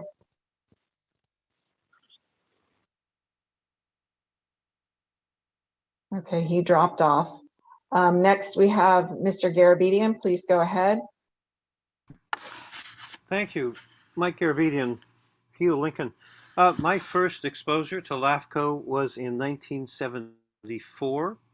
And then in the year 2000, I followed the State Commission on Local Governance in the 21st Century and the report it issued. And I want to say that Susan Webster, I think her name is, you should listen to her. She has as good an understanding as anybody who's talked here so far. I think she has an excellent understanding of LAFCO and what it's about and what its purposes are. Now, The last municipal services review was done in 11 years ago, so it's probably based on information 12 years old. They're supposed to be done every 5 years. You deserve, the city deserves to have that MSR done and in hand, and you do too before you act on this tonight. The whole focus of the commission in 2000 was very much on services. And it was based on very much on what Orange County did, where the LAFCO there would gather all of the possible people that would serve an area and determine who was best to serve that area. That is a critical focus about this that she also, Webster also turned upon and developed. So this report is 817 pages, and it is far more than you can expect the public to deal with. Most of the focus tonight is on CEQA.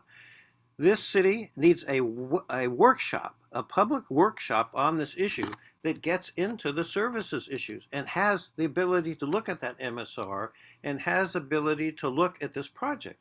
The people, the citizens, the people need to be informed. It's not just CEQA. So the need for this kind of review is, I think, essential for the public. It's not good enough that staff has a fluid understanding of what's going on, because he did not develop the LAFCO issues that you need to be aware of, however. And if the city doesn't have a workshop, then somebody has to put one on. If it's not going to be the city, the public deserves to know. But first of all, and most importantly, municipal services review. That's what you need. The one you have is outdated, and it would be irresponsible to act and move forward on this without getting that MSR. Thank you. Thank you. Next, we have Chris Davis. Please go ahead. Yes, can you hear me okay? Yes, thank you. Okay, well, I'm kind of on short notice. We were thinking that the meeting was tomorrow, so I apologize. But we have sent in several letters over the years. We are one of these outlying pieces of property in the Village 7 that I think we might even be the only ones that really do not want to be incorporated into the city limits. And as a warning to those in Village 5, it's coming your way where you don't have a say in it. And that's the way it's looking right now for us. We've raised cattle here on this place for 4 generations. And it's just a small 10-acre place. My husband has to rent property in other places, but he brings them home here to calve them out and to wash the calves and feed them. And we've had our grandchildren working in the barns, like I said, 4 generations. So I'm concerned that we're not going to have any say in this. And even with the overlay, the ordinance can change later. And I think that it's coming the way. I see that we're being thrown in with Village 5. Basically, it feels like what we want doesn't count in all this. So I do want to go on the record still and continuing that we wish to just stay in the county and be able to raise our livestock.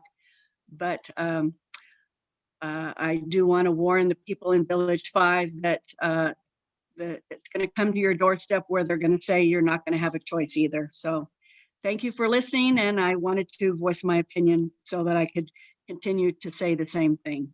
Thank you. Thank you. Next, we have Stan Nader. Please go ahead. Thank you. At the last LAFCO meeting, the executive director told the commission she would be bringing a contract for Lincoln's municipal service review to their October meeting. Municipal service reviews are used by the commission to determine if a jurisdiction's sphere of influence should be increased or decreased based on the jurisdiction's ability to provide services to their residents.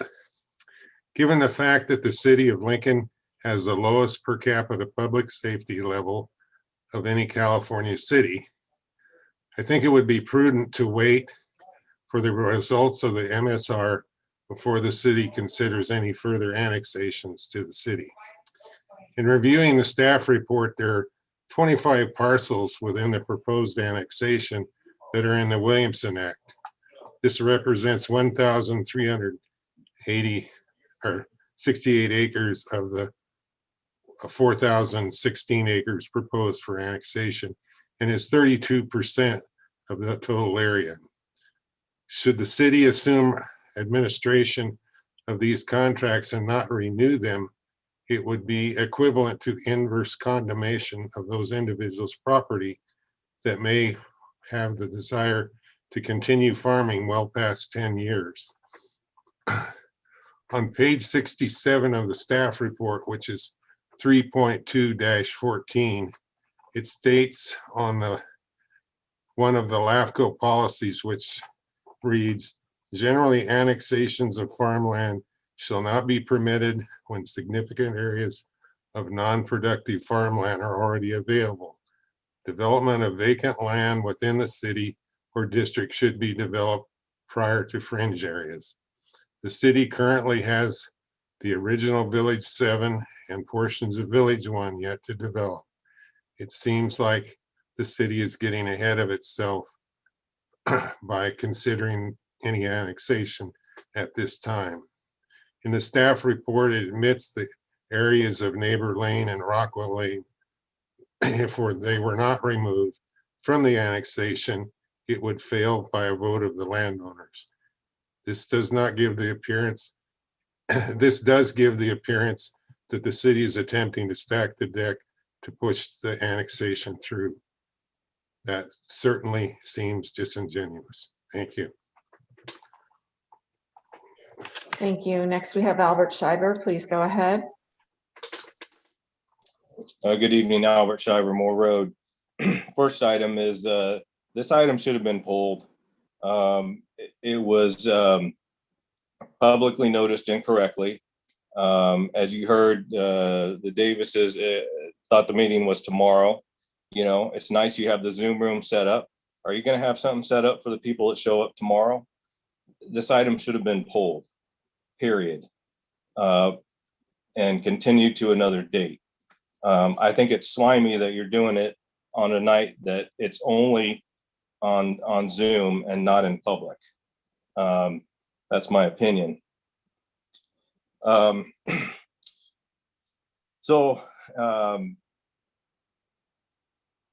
What wasn't mentioned tonight was that, you know, the letter that our attorney sent to you is basically spelling out that what you're doing in the Village 5 part is illegal.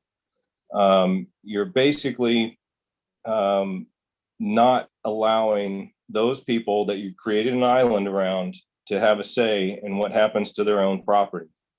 And it's a shame that Ms. Molenkoff and Mr. Christina and Mr. Prosser are dancing around, putting as much sugar on it as they can, because the bottom line is, if you approve this tonight, you are taking away those people's right to vote what happens to their property. Okay. And I'm sure somebody at the city of Richland did the math. You're essentially taking everyone else in Village 5's right to vote, because as Mr. Prosser said, if you allow Village 5 to move forward, it's going to fail. So what you're doing is illegal. It's shameful. It's no different. You also didn't mention that this is still under litigation. Just like the Oak Tree Fund is under litigation, this is still under litigation. No mention of that. It's in appeal. It should be 6 to 8 months, give or take. We should have the response from the court. No mention of that tonight. Once again, shameful, slimy. And bottom line is, you know, I've been saying for years, the city is trying to shut the people down. And this is the ultimate. This is a congratulations to Mr. Prosser and Ms. Mollenkopf to take it to the next level and just basically shut down the people that are going to vote against this project. Congratulations on that. Thank you. Next, we have phone number ending in 0115. Please go ahead. Please unmute yourself. Looks like we're still having difficulties unmuting. So with that, I don't have any other. I'm sorry, I do have a hand raised. Phil Rodriguez, please go ahead. Thanks, Gwen. I appreciate that. I will just, this is Phil Rodriguez with the Lewis Group of Companies. We're the dominant landowner in the Village 7 specific plan. One thing I would like to thank is Steve Prosser and John with ESA, just providing some clarity with respect to the Lewis Properties participation in the PCCP program to implement compensatory mitigation. We have already received our permits from the Army Corps of Engineers, U.S. Fish and Wildlife Service, Department of Water Resources, and the California Department of Fish and Wildlife, and they have essentially told us how we're going to mitigate, and we have secured the mitigation lands to solve the impacts to wetlands and species and habitat. So I appreciate clearing that up and providing some clarity. One thing that I will say, though, and I made this comment at the Planning Commission hearing, is that as most of you know, the Lewis Group worked closely with the city to negotiate a tax sharing agreement with the county back in 2013 and 2014 that would give the city a much better property tax split. And it was, fashioned as the Village 7 tax sharing agreement, but it only included the Lewis property since that was the only property that was being annexed at the time. My recommendation, and I'm indifferent, I'm a neutral party to this, whether or not you approve the annexation application or not, that if this moves forward, that the Village 7 portion of the annexation utilizes the Village 7 tax sharing agreement and doesn't rely on a tax sharing agreement that would need to be negotiated for the Village 5 specific plan. And the reason for that is just to maintain consistency within the entirety of Village 7 with respect to the tax sharing agreement and the future need to mitigate for, not so much mitigate for, but provide funding for police and fire services and roadway maintenance and landscape maintenance as well. Make sure that it's entirely consistent within the Village 7 specific plan. So that's all I had. I just wanted to thank Steve and ESA for the clarity and just to point that out with respect to the tax sharing agreements. Thank you. Thank you, Mayor. I have no other hands raised. Thank you so much. We'll bring it back and I will officially close the public hearing and we'll bring it back up to my colleagues. And I will start, I think comments will go through the same rotation and then we can open up the discussion. So Councilmember Andreatta. Okay, thanks. First of all, I'm a little upset about the meeting being wrongly posted. I understand completely. Simple human error. I did, as soon as I realized that, I did contact Mark Scott and the city attorney, and I asked, I'm like, are we in violation? Because even though the agenda says it, it was posted wrong on the website and was mailed to people. And so, and I intended to bring that up when we were doing agenda modification, but it got past me because I had done the flag salute and whatever, and then it got past me. So I apologize to the public for that. The other thing is that I did not know that this was going to be on this week's agenda. So in our last meeting, when we agreed to come back to Zoom just for this one meeting until we had, better guidance for COVID. And I know we were concerned about an increase in cases with staff and all that, which very, very concerned about as well. But I would not have said okay to Zoom if I'd have known that this was going to be on this agenda, because here we are, right? This has been sitting out in the wings for a really long time. We know that there's a lot of comment on here, and I really feel like we should have done this in person for this. So I just want to make that comment. I'm not blaming any staff or pointing fingers. I'm just saying that had I known that this was going to be on the agenda, I would not have agreed to a Zoom meeting, and I'm a little frustrated with that. But having said that, I'm going to share a few thoughts about how I feel about this project and the way that Village 5 and Village 7 are being pushed through together. It's really my belief that that government's main job is to protect the rights of its citizens. And I think property rights are at the top of that list. Protecting personal property rights is at the top of that list. And I listened to the Planning Commission meeting the other night. I got the recording and I listened to it. And I know there's been a lot of talk about the ag overlay and, can a future council change it or can't they? And I appreciate Mr. Christina's comments about that it would take a big process just like this is to change it. And, I found it interesting that Commissioner Lyons and Commissioner McKinney, they were having this conversation and they said the same thing. They said, well, yeah, that's the way it is. Yes, a future council can change it. That's the way it is when you live in a society with elected representatives and people can make changes. They can make changes at the ballot box and they can come in and they can change what they want to. And that's just the way it is.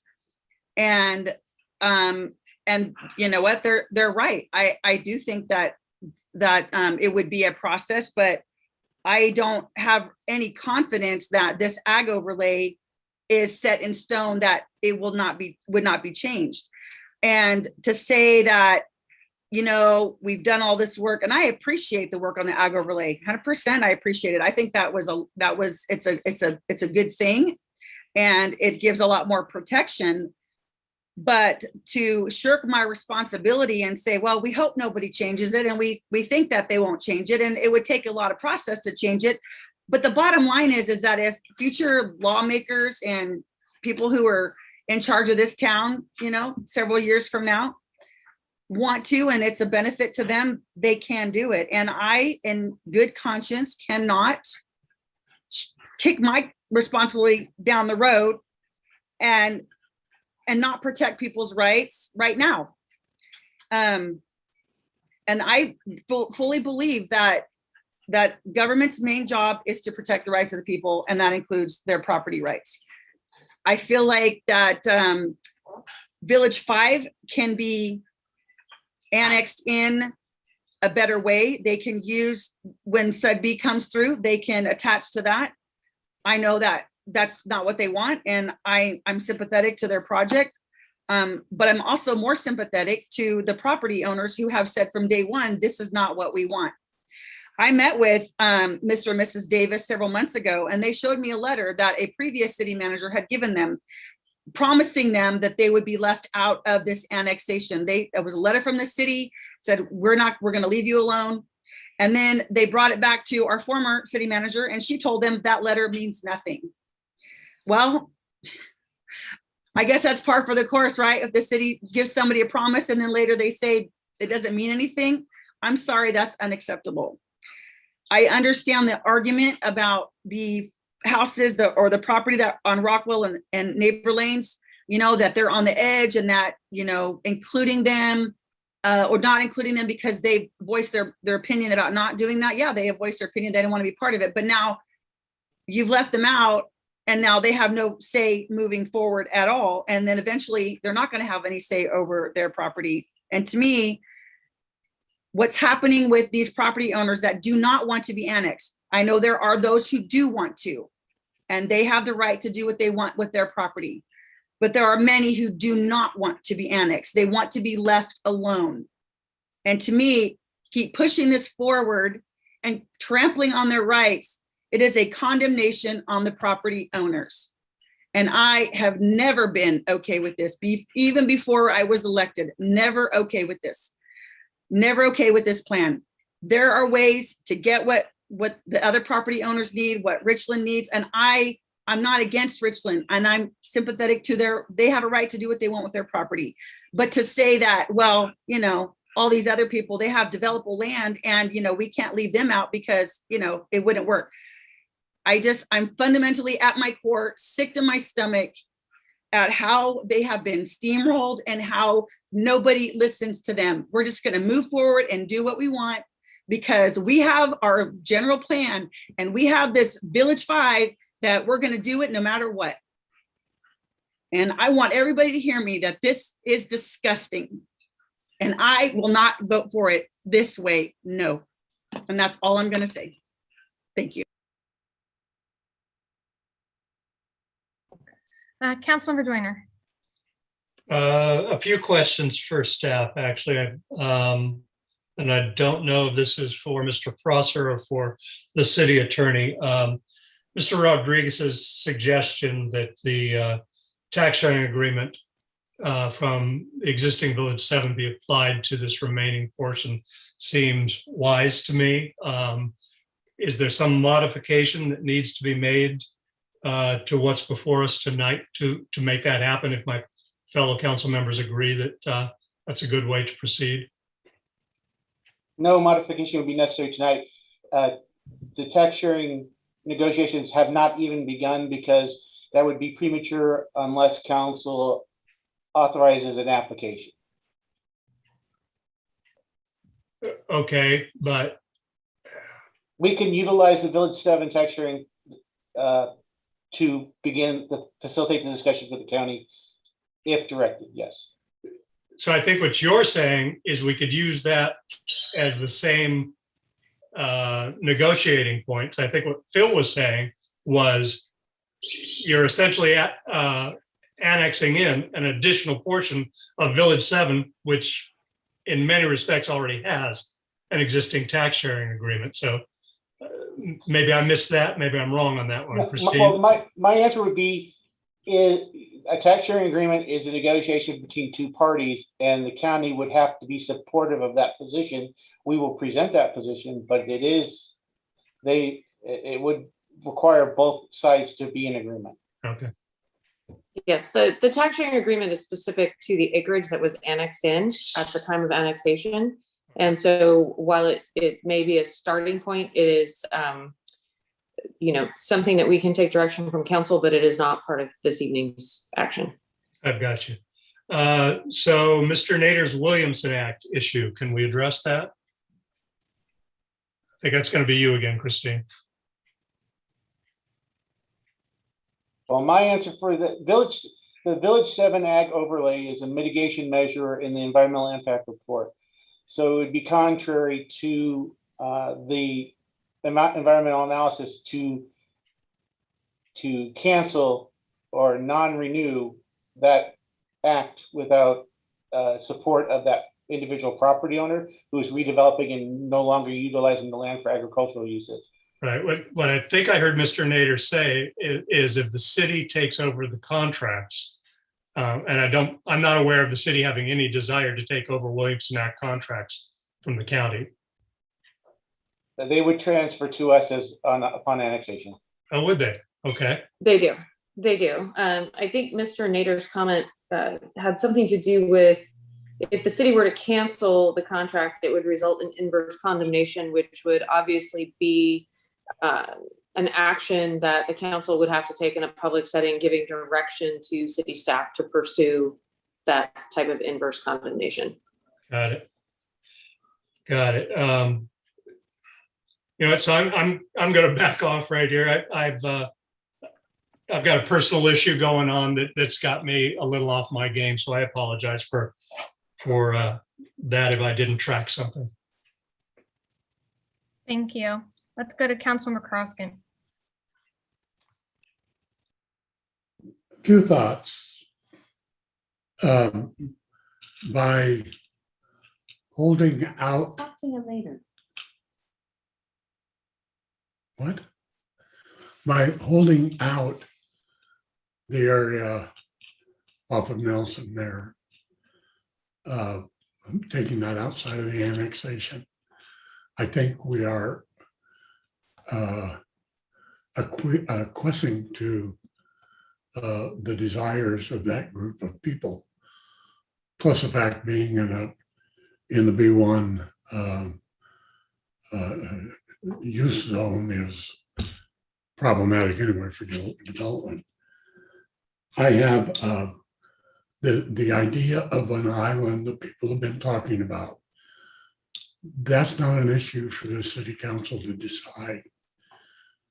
We go ahead with the annexation with the request, with the way it is, with the outline and design of the property as it is, and LAFCO makes that decision.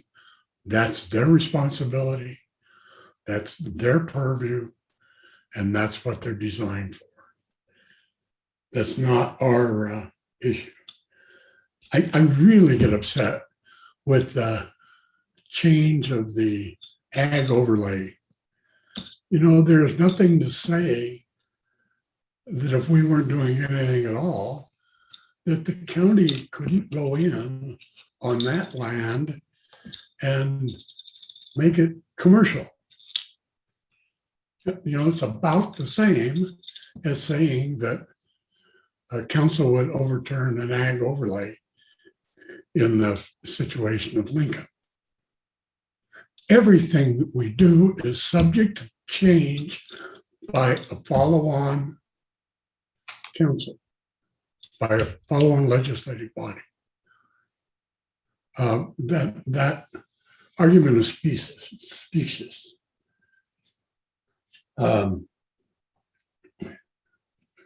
Again, what we are being asked today is to put forth an application for annexation. There's a lot of things that happen after that in the LAFCO process. The one thing I would like to remind people of, as far as what Mr. Rodriguez said, the existing exact document for Village 7 tax sharing, the key to that document, if you remember, besides getting reasonable tax sharing, a balance between the county and the city, was a very significant thing, which was the ability to renegotiate that after a period of time. If I'm not mistaken, that period of time has already gone by in the Village 7 tax sharing agreement because it was time certain rather than based on development or something else. So at the minimum, when we go forward with the tax sharing agreement for Village 7, that part of the tax sharing agreement needs to be updated to reflect current time.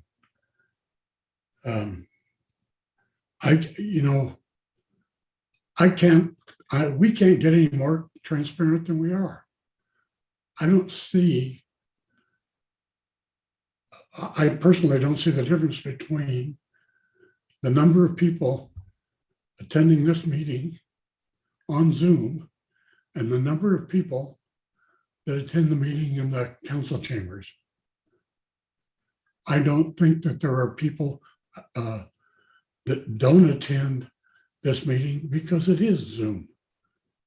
So I don't think that this was some nefarious plan to sneak it through and get it voted on when in the dark corners because we were in a full Zoom situation. And it wasn't just this meeting. I think if I remember right, it was this meeting and the next meeting before we know what the long-term things are. Anyway, I think I've carried put my thoughts out there. anything that we do, any single thing that we do can be overturned by a later council. The whole idea of whether you have an island or not, or whatever, our map is what goes forward to LAFCO. And LAFCO makes the decision on whether that's some nefarious ploy to screw people over or not. That's their decision. And I think the ag overlay provides much more protection for anybody involved in the ag business than we, the city, or most of the cities around here have ever done. And I think that the staff and the developers that worked and the ranchers that worked coming up with that plan, the overlay that was a great thing. So I'm done. All right, thank you. Councilman Lauritsen. Yeah, I want to thank Steve Prosser and Christine and our staff, Mr. Christina and the staff of Richland. I mean, it was an excellent presentation. Also, everything was presented fairly. I don't think anybody's voice is not being heard. We listen to everyone. We may not agree with everyone, but we do listen to everyone. And as far as this is concerned, I think we're respecting the property rights of individuals, whether it's especially with the agricultural overlay, and you can still farm your land. It's up to you if you want to change. As far as the islands or whatever, it's really up to the individual property owners whether they want to be annexed. I'm sorry, I just I really don't see the problems so much as as the opportunities for this city to grow. And Village 5 is a major part of our growth, and I kind of like I like the presentation, I like what they want to do. It's not completely presented. I mean, it's not completely decided exactly what we're going to do, but we have to move on. So I'm definitely for this thing. All right, that just leaves me, I guess.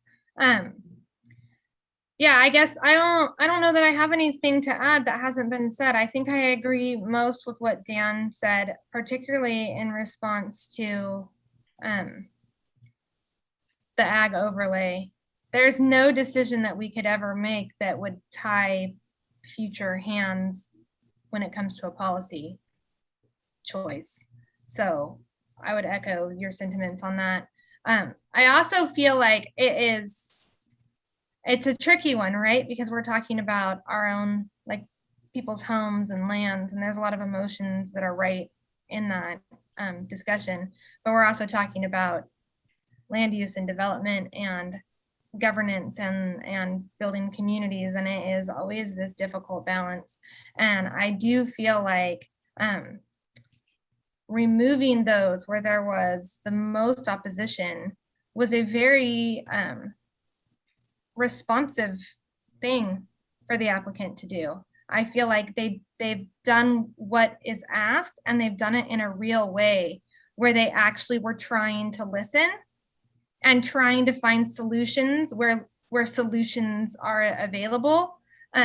And so I actually appreciated that. I didn't see it as a nefarious move. I saw it as a responsive step. And to Dan's point, if maybe I have misjudged that and there's something there I didn't see, fortunately, I'm not actually the one that's approving the map. LAFCO is, and that is a completely impartial body made up of all of these various representatives from all of the jurisdictions.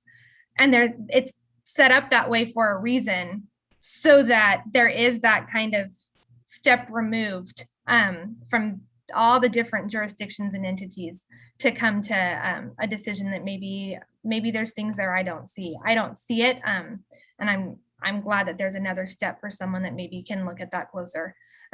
I don't have any other questions. I feel like I've asked, I've met with, staff, I've met with the applicant, I've asked all of my questions. They were all answered to my satisfaction. So that's where I'm at on it. Madam Mayor, can I add a thought to your comments and to Councilmember Carlson's comments? Please do. We're talking about LAFCO here as being the body that actually takes a look at this, oversees this, and makes the final decision on annexation. Mr. Carlson brings up a really interesting point.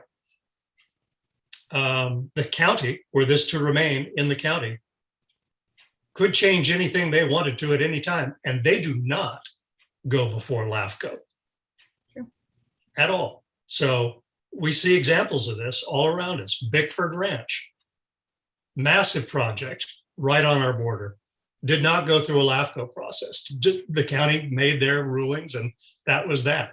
Placer Ranch to our south is coming on in the same way.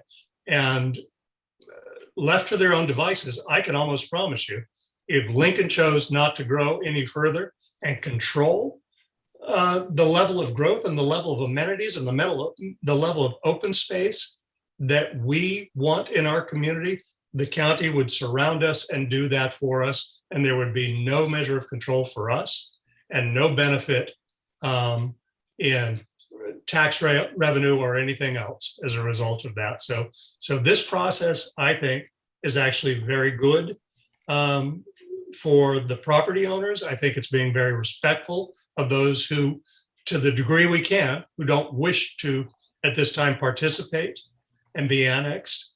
And I have to tell you, in my nearly 15 years being involved with the city, I have never seen a solution quite so elegant to the desires and needs of the property owners as the ag overlay. I think that's going to be a model that will be picked up by other communities and implemented there. And it's the basis of that is, if you want to farm, if you want to ranch, you have the right to do that until such time as you choose to develop. And it is true that we can't absolutely guarantee that no future council will overturn that. But it's hard to imagine a situation in which that would benefit the city to overturn that. So I think I just want to point out really that this LAFCO process that all of this is going through is a very good thing. And it's something that would not happen to these lands if the county were to decide they wanted to grow and change the zoning as they have to our south and to our east. I do also appreciate that you just brought up like discussing what the ag overlay means, because that is one of the components of this project that took away any concerns that I possibly could have, because it is not requiring anyone to do anything. It's giving them more flexibility than they have right now, because right now you can use your property how your property is currently zoned. And with the ag overlay, you can do what you're doing now. You can switch it. You can decide that you want a different opportunity. They really just provides choice. And what I particularly liked that you just mentioned it, because it's been a long day and it was never, I meant to mention it, but it triggered me. I received many emails from landowners in support of the project, specifically because of the ag overlay, and thanking and thanks for that component, and expressing strong desire that this move forward, and praising basically the process. And so I did want to mention that I know that it's a difficult thing and that there's not going to be everyone who's happy, but it does seem like they have tried very hard to do so. Where are we? Are we ready for a motion? Do we have more discussion? It sounds to me like everyone's kind of said where they are, and I just want to check and make sure. Mayor, I just want to clarify one thing that Dan said. I want to make sure that it's clear that I wasn't saying that because the meeting was posted wrong, that it was done on purpose or that was nefarious. I didn't say that. What I said was it was posted wrong, it was sent out wrong, and legally we're responsible to fix it and to make sure everybody knows, and we didn't. And that's what I said, not that they did it on purpose. It was a simple human mistake. I don't even know who did it, and I don't care. It was a human mistake, but we are legally responsible to post. I mean, I get told that all the time. Oh, well, we have to post the agenda, or we have to do it. Someone, oh, we can't change it now. And all I was saying was that it caused problems and it makes us look bad. It makes us look like we're trying to do something that we're not. That was my point. And I just wanted to be clear about that. And I also just want to say that, I appreciate all of your perspectives. I agree. I know that we don't always agree on these things. And I do appreciate all the work that went into this and the protection of the agro relay. But for you guys to sit there and say that they listened to all the landowners and that they responded, you know what? You're picking winners and losers. You're picking winners and losers. Some people are happy, but there are a lot of people who aren't. And I just don't understand it. But we're ready. Go ahead and you can make your motion. Thank you. Thank you. Do I have a motion? And just to be clear, there are several resolutions and ordinances, and we should go through them one by one. Okay, I propose we adopt resolution 2021-178, recommending that the city council certify the Village 5 partially recirculated environmental report. Second. Can I get a roll call? Yes. Are we Mayor, voting on them Councilmember- one by one? Yes. Yeah, okay. Councilmember Lauritsen, Yes. Councilmember Carlskent, Yes. Councilmember Andriotta, No. Councilmember Joyner, Yes. and Mayor Silhai. Yes. When we do them all then, adopt resolution 2021-179, approving the addendum to the Village 7 final environmental impact report, hereby recommending that the city council approve the pre-zoning for the remaining portions of Village 7. Second. Councilmember Lauritsen, Yes. Councilmember Carlskent, Yes. Councilmember Andriotta, No. Councilmember Joyner, Yes. and Mayor Silhai. Yes. Okay, waive full reading and introduce by title only, ordinance -1040B, approving the Village 7 pre-zone. Second. Councilmember Lauritsen, Yes. Councilmember Carlskent, Yes. Councilmember Andriotta, No. Councilmember Joyner, Yes. and Mayor Silhai. Yes. Waive full reading and introduce by title only, ordinance 1041B, amending the Village 7 General Development Plan to establish an agricultural overlay zone. Second.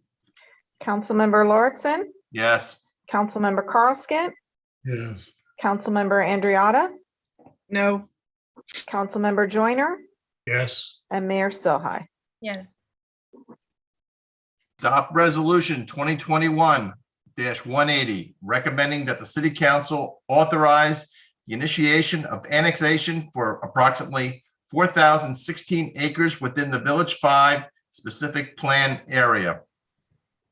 Second. Councilmember Lauritsen, Yes. Councilmember Carlskent, Yes. Councilmember Andriotta, No. Councilmember Joyner, Yes. and Mayor Silhai. Yes. Adopt resolution 2021-181, recommending that the city council authorize the initiation of annexation for the unincorporated portion of the Village 7 specific plan area. Second. Councilmember Lauritsen, Yes. Councilmember Carlskent, Yes. Councilmember Andriotta, No. Councilmember Joyner, Yes. and Mayor Silhai. Yes. All right. That was all of them, correct? That's all of Sure, I'm them. Mayor, not- can I make one point before we move on? As I don't know, Christine, can we do that in a public hearing? When it's been I'm closed not out? sure. I'm not sure of what the point is. Is it a point of parliamentary process or? It's No, I just- kind of hard for me to comment, not knowing what the comment is. I just want to reiterate, we do listen to everyone's voice, and although we may not agree, we do listen to people. So, I'm sorry. That's probably fine. Comment. Yeah, right? so that's all I'm trying to say. All right, thank you. We will move along. Want to make sure I'm not missing. All right, we're on 9C, correct? Conduct a public hearing regarding Independence Unit 6 Environmental General Development Plan Amendment, tentative subdivision map, and then we'll take action on the following. I'll save those for the actual motion, and I believe our senior planner, Rob Perch, will be giving this staff report.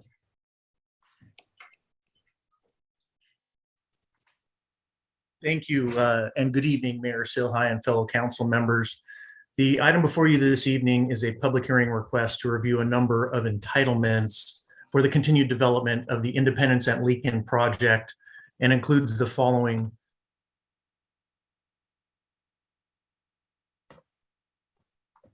Okay.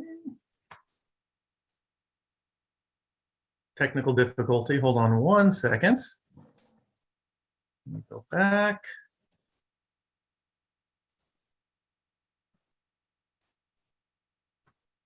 There we go. All right. And includes an addendum to the Independence at Lincoln 2017 Environmental Impact Report, an amendment to the Independence at Lincoln General Development Plan, and a vesting tentative subdivision map, revising units 2 and 5 and adding unit 6, increasing the number of units from 575 to 591. The Independence at Lincoln project is composed of 194 acres and is located adjacent to the Glenmore subdivision to the east and north. Property used for school bus and maintenance operations to the north along with Nicholas Road. The Santa Clara Memorial Park Cemetery and single-family residential neighborhoods to the south, and undeveloped land to the west. In 2017, the city approved the Independence at Lincoln Master Plan Community, which includes low and medium density residential land uses, mixed use parcel on the along the north along Nicholas Road, and open space and public facilities to serve the development. More specifically, the project included the construction of 575 detached single-family residential units on 92.3 acres, a 2.7 acre mixed-use parcel, 45.8 acres of passive open space, stormwater detention and conservation areas, 13.6 acres of active parks, and approximately 4 acres of public facilities and major roadway areas. A general development plan was also approved that envisioned to create a community that incorporates 5 residential neighborhoods, each with distinct single-family residential lot sizes. 4 of the 5 neighborhoods are adjacent to and surround the Central Park, which is centrally located in the middle of the project site. There is also a 35-acre remainder site to the southeast corner of the project site. Currently, the applicant is requesting to modify a portion of the approved lots within the central portion of the site as shown herein as the darker purple, the yellow, and the lighter blue surrounding Park B and approximately located adjacent to and east of Park A. The applicant is requesting to reconfigure parcels within units 2 and 5 and create a new unit 6. This reconfiguration would result in an additional 16 parcels proposed for this amendment. All other project amenities and features within the Independence area would remain unchanged. The proposed changes would increase the overall lots from 575 to 591 by revising the lot sizes in Unit 6 to 40 feet in width by 90 feet in depth. And the new lots are proposed generally along United Drive and United Court, Payne Street and Payne Court, and Gwinnett and Wolcott Streets. Along with the revised mapping, the applicant is requesting minimal changes, minimal amendments to the general development plan to incorporate the new 40 by 90 lot sizes, basic general development standards for Unit 6, updates to the acreages for the land uses, minor updates to the language for each of the units, and updates to the mapping exhibits. The city has determined that an addendum to the Independence at Lincoln 2017 Environmental Impact Report is the appropriate level of documentation to satisfy the requirements of the California Environmental Quality Act. The addendum was prepared in order to evaluate whether new information received regarding the project would result in any new or substantially more adverse significant effects or require any new mitigation not identified in the Independence at Lincoln 2017 Environmental Impact Report. Because of this, the city hired Ascent Environmental to prepare the addendum. And on the call this evening is Alta Cunningham and Amanda Olek-Julin, in case there are any follow-up questions pertaining to the addendum.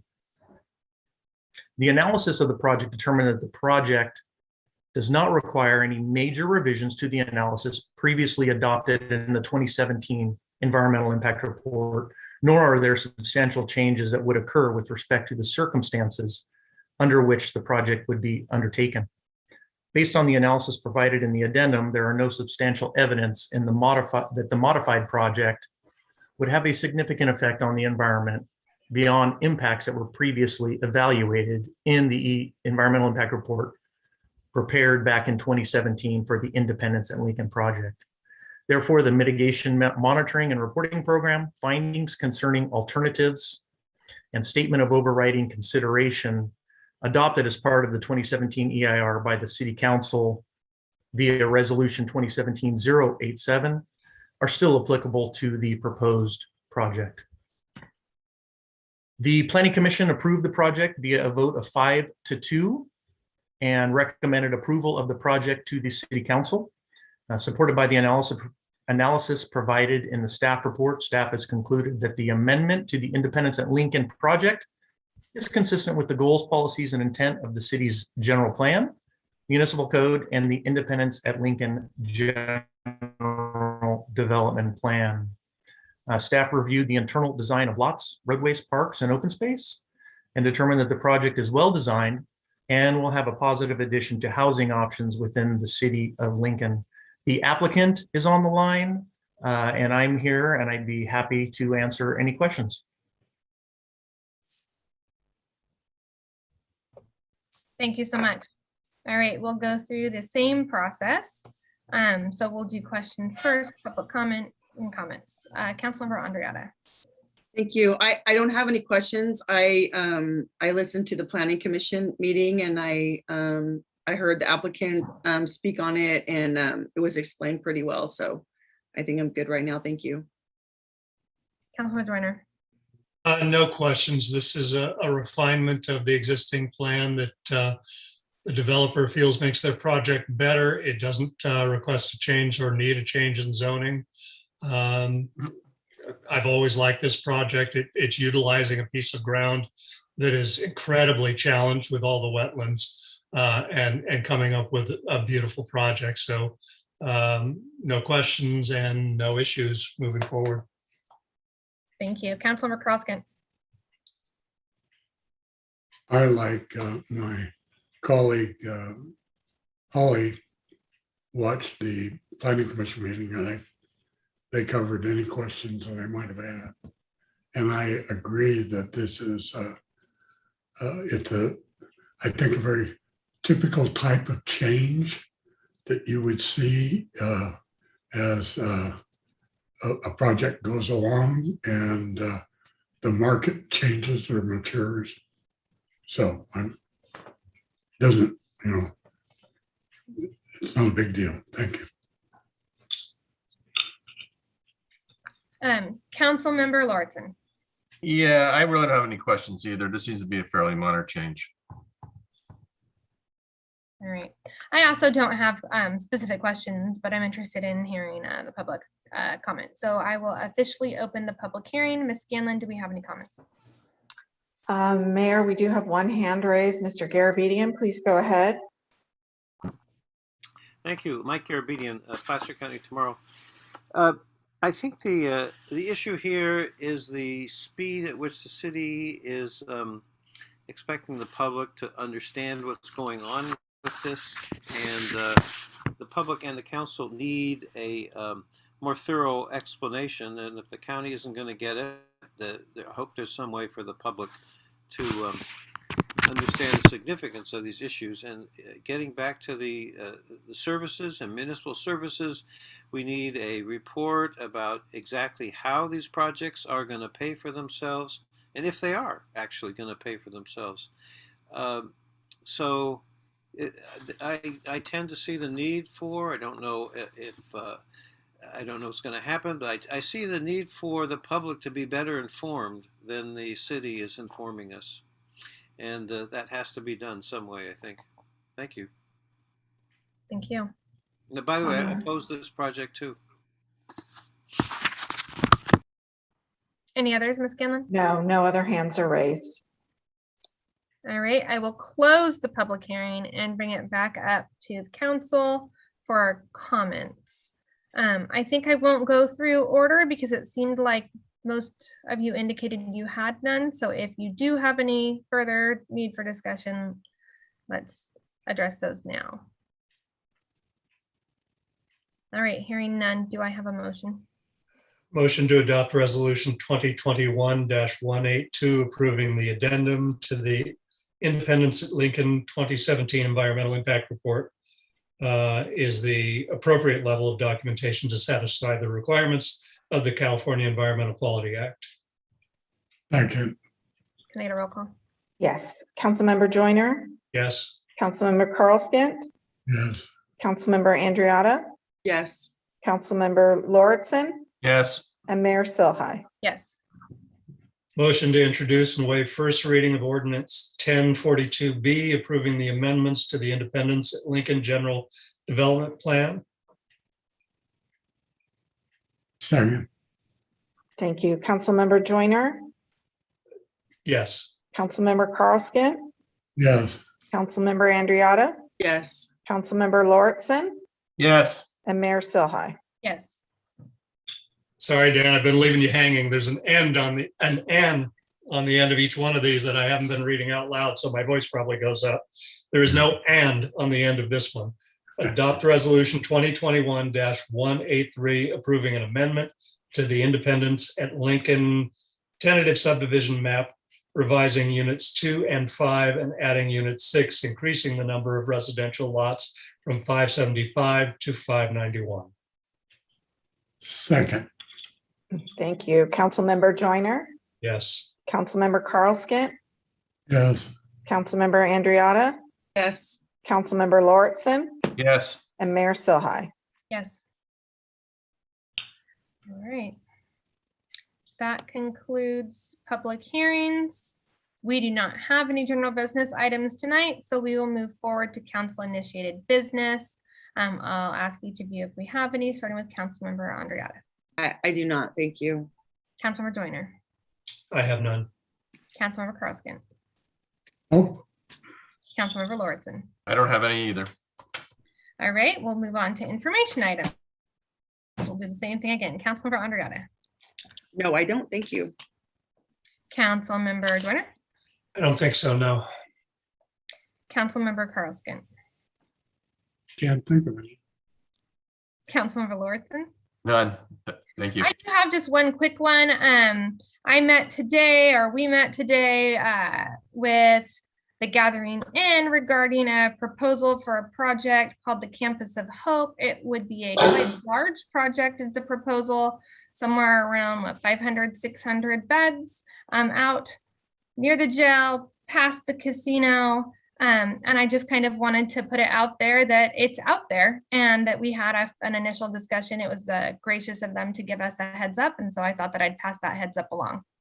And with that, thank you everyone who sat through, and for staff and for all of the consultants who were here to help give us advice tonight. And then I also just want to again thank our council. I have to say I really appreciate the tone that we have cultivated over the last several years. This is not how it started a few years ago. Things could get a little testy.